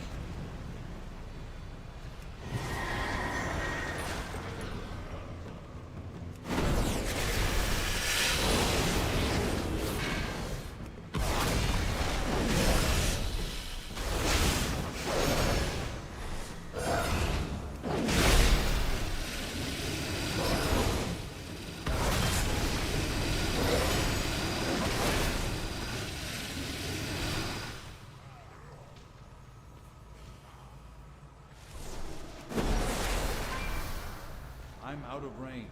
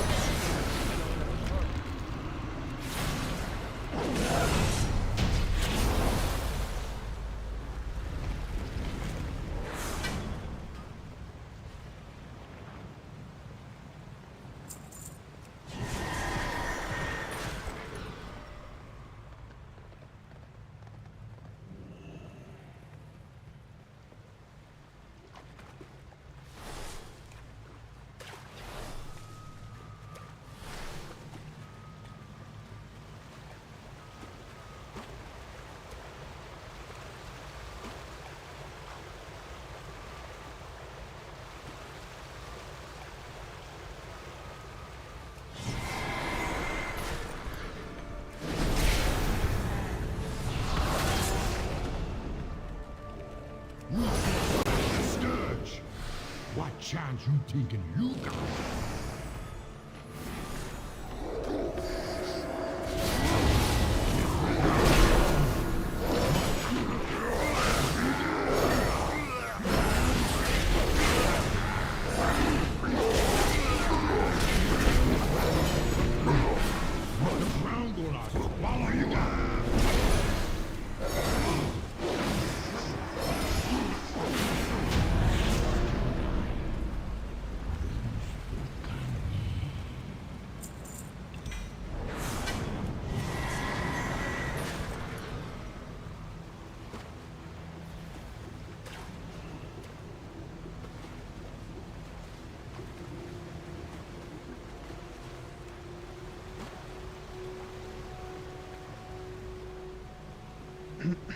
What level am I? 61. Probably gonna ding level 63 at the end of this. I would guess.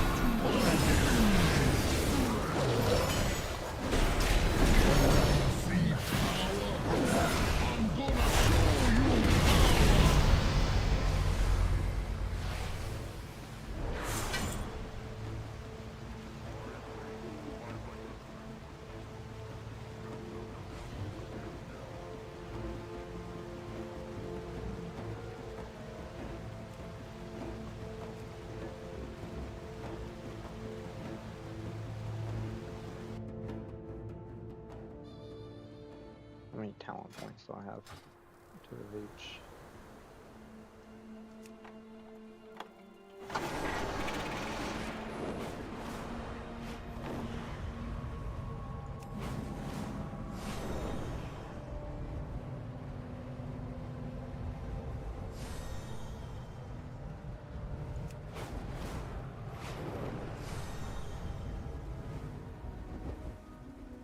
Welcome back to Morokai. What news? Come. Even outnumbered, and without Onara, we will fight on. We cannot. Ah, your clan is as motivated as ever, Sansok Khan. Enter, Tummel. The Khans eagerly await your report.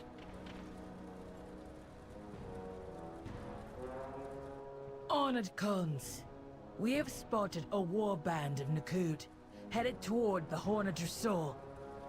Balakar is leading them himself.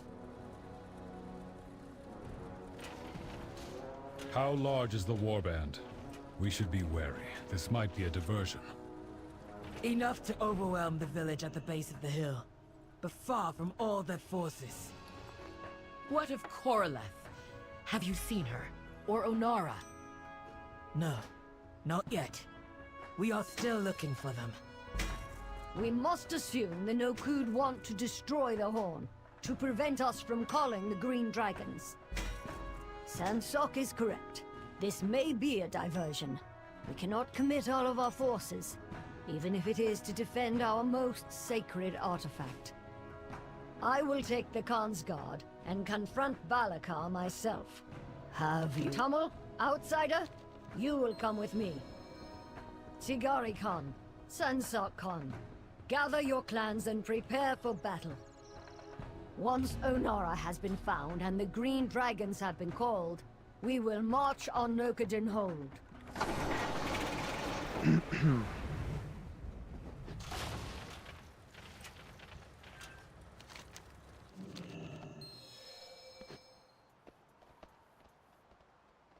We must hurry.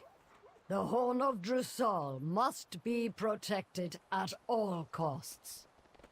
I don't think an outsider can really understand the gravity of the situation, Kanamatra. Then I will educate them. The Horn is our most sacred relic, built generations ago by Tira herself. as a symbol of the friendship between the Maruk and the dragons.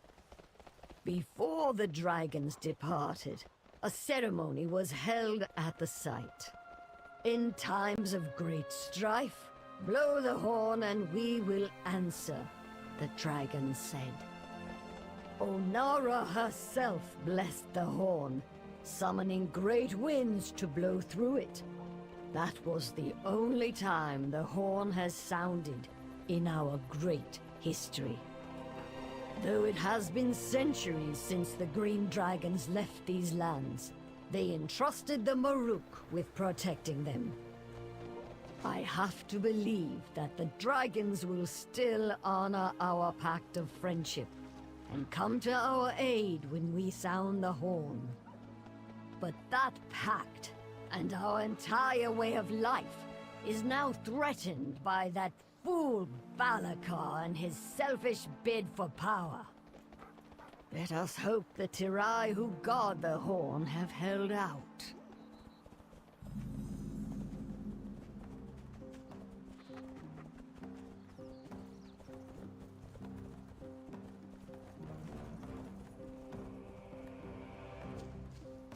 What will you ask of the Kanamatra? Mayon's guard. I am entering the village with the outsider. Stay and defend this position as we advance. This is nowhere near the full force of Clan Nokul.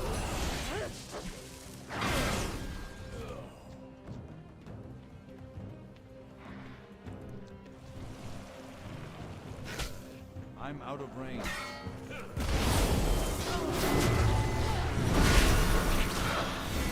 It's too far away.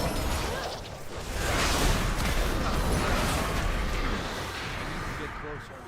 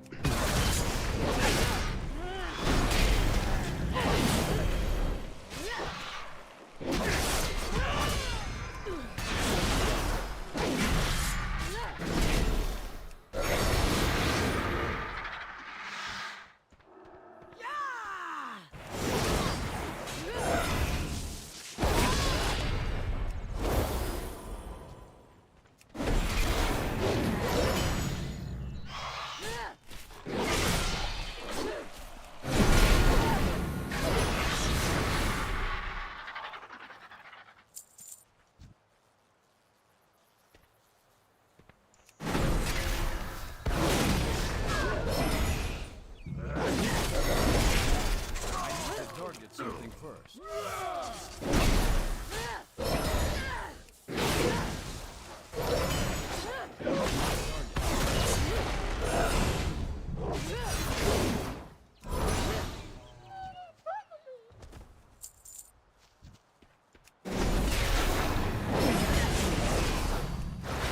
We have saved who we can. We must get through Balakar's lieutenant, Karth, to reach the horn. Come and try it, little Kanamatra! The Primalists have made me strong!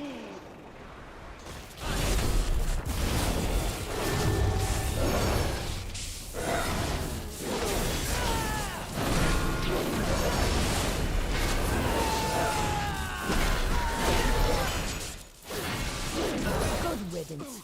Wait, what is that up ahead? It is Onara. The daughters of Tira smile on you. Good luck.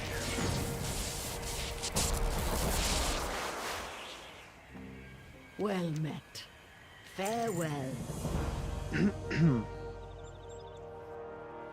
Level 63. Onward. Kanamatra! Was that the Horn of Dressel? It was loud enough to wake the dead. Yes, Coraleth forced Onara to bless Balakar. He blew the horn to lure the dragons into a trap.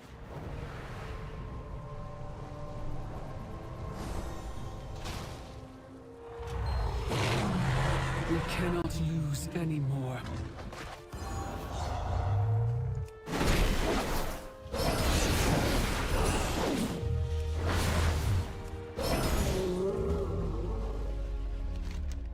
Marithra, we mean you no harm. The death of your brethren saddens our hearts as much as the death of our own kind. Balakar did this. Balakar and his clan, the Nokud.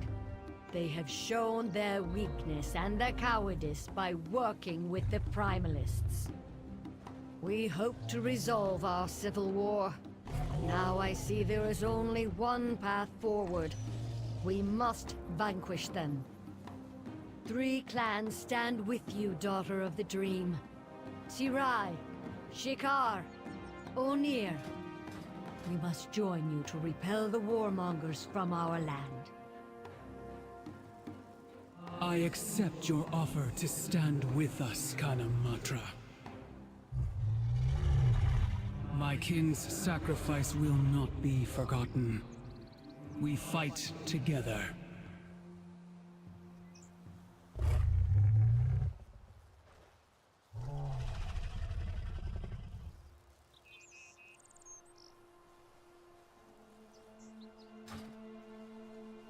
Greetings. Take some food for the road. What would you ask of me? Welcome.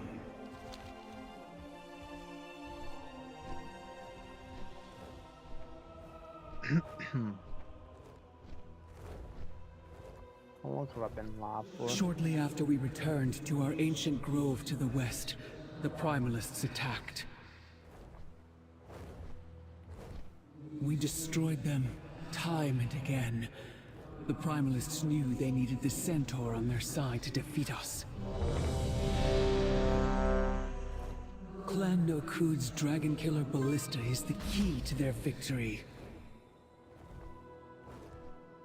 The Nokud are relentless.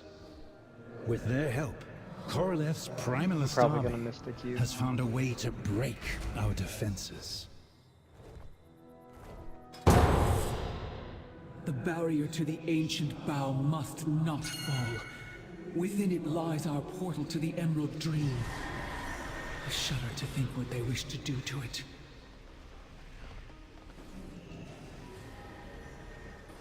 I'm out of range.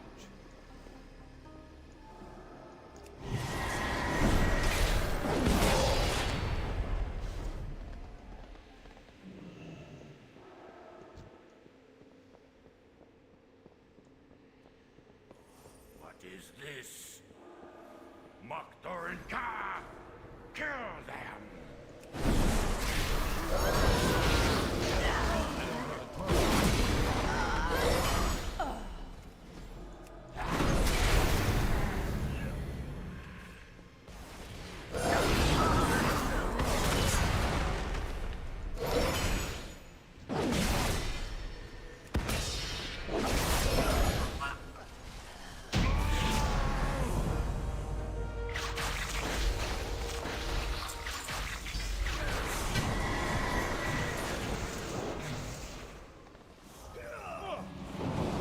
You know what they say about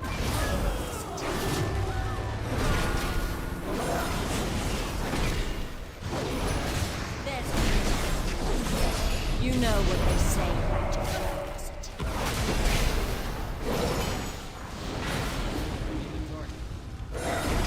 now to finish the job. Now he knows.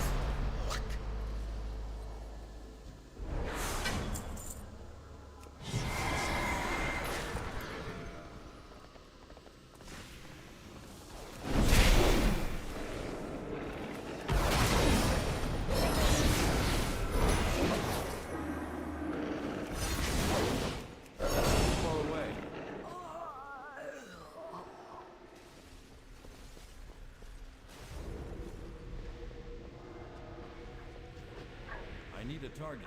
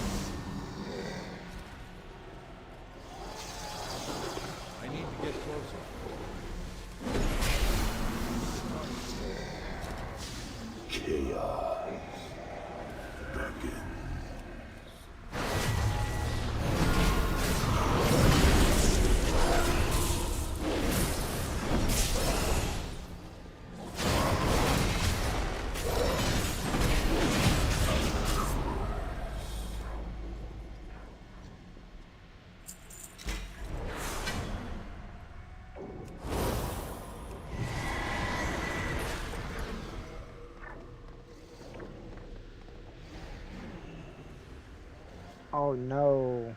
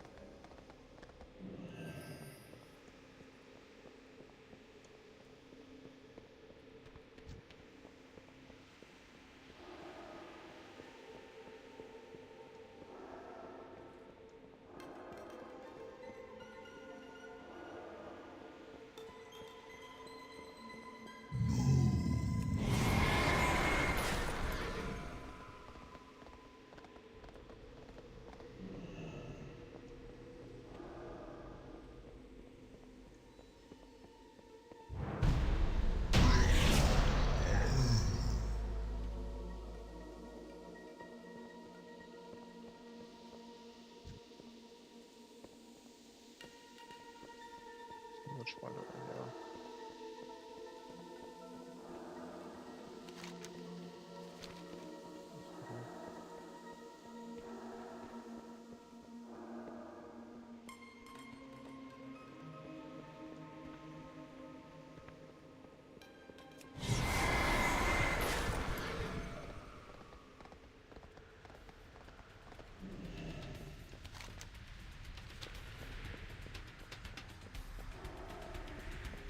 Preserve?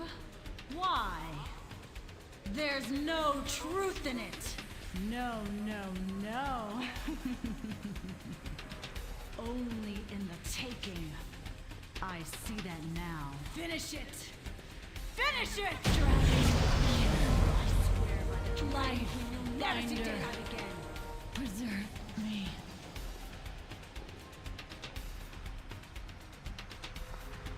Level 65.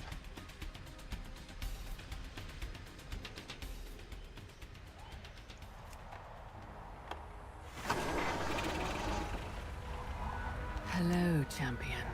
Rest well. With this blessing, my people will know that you speak with my voice. Now go, quickly.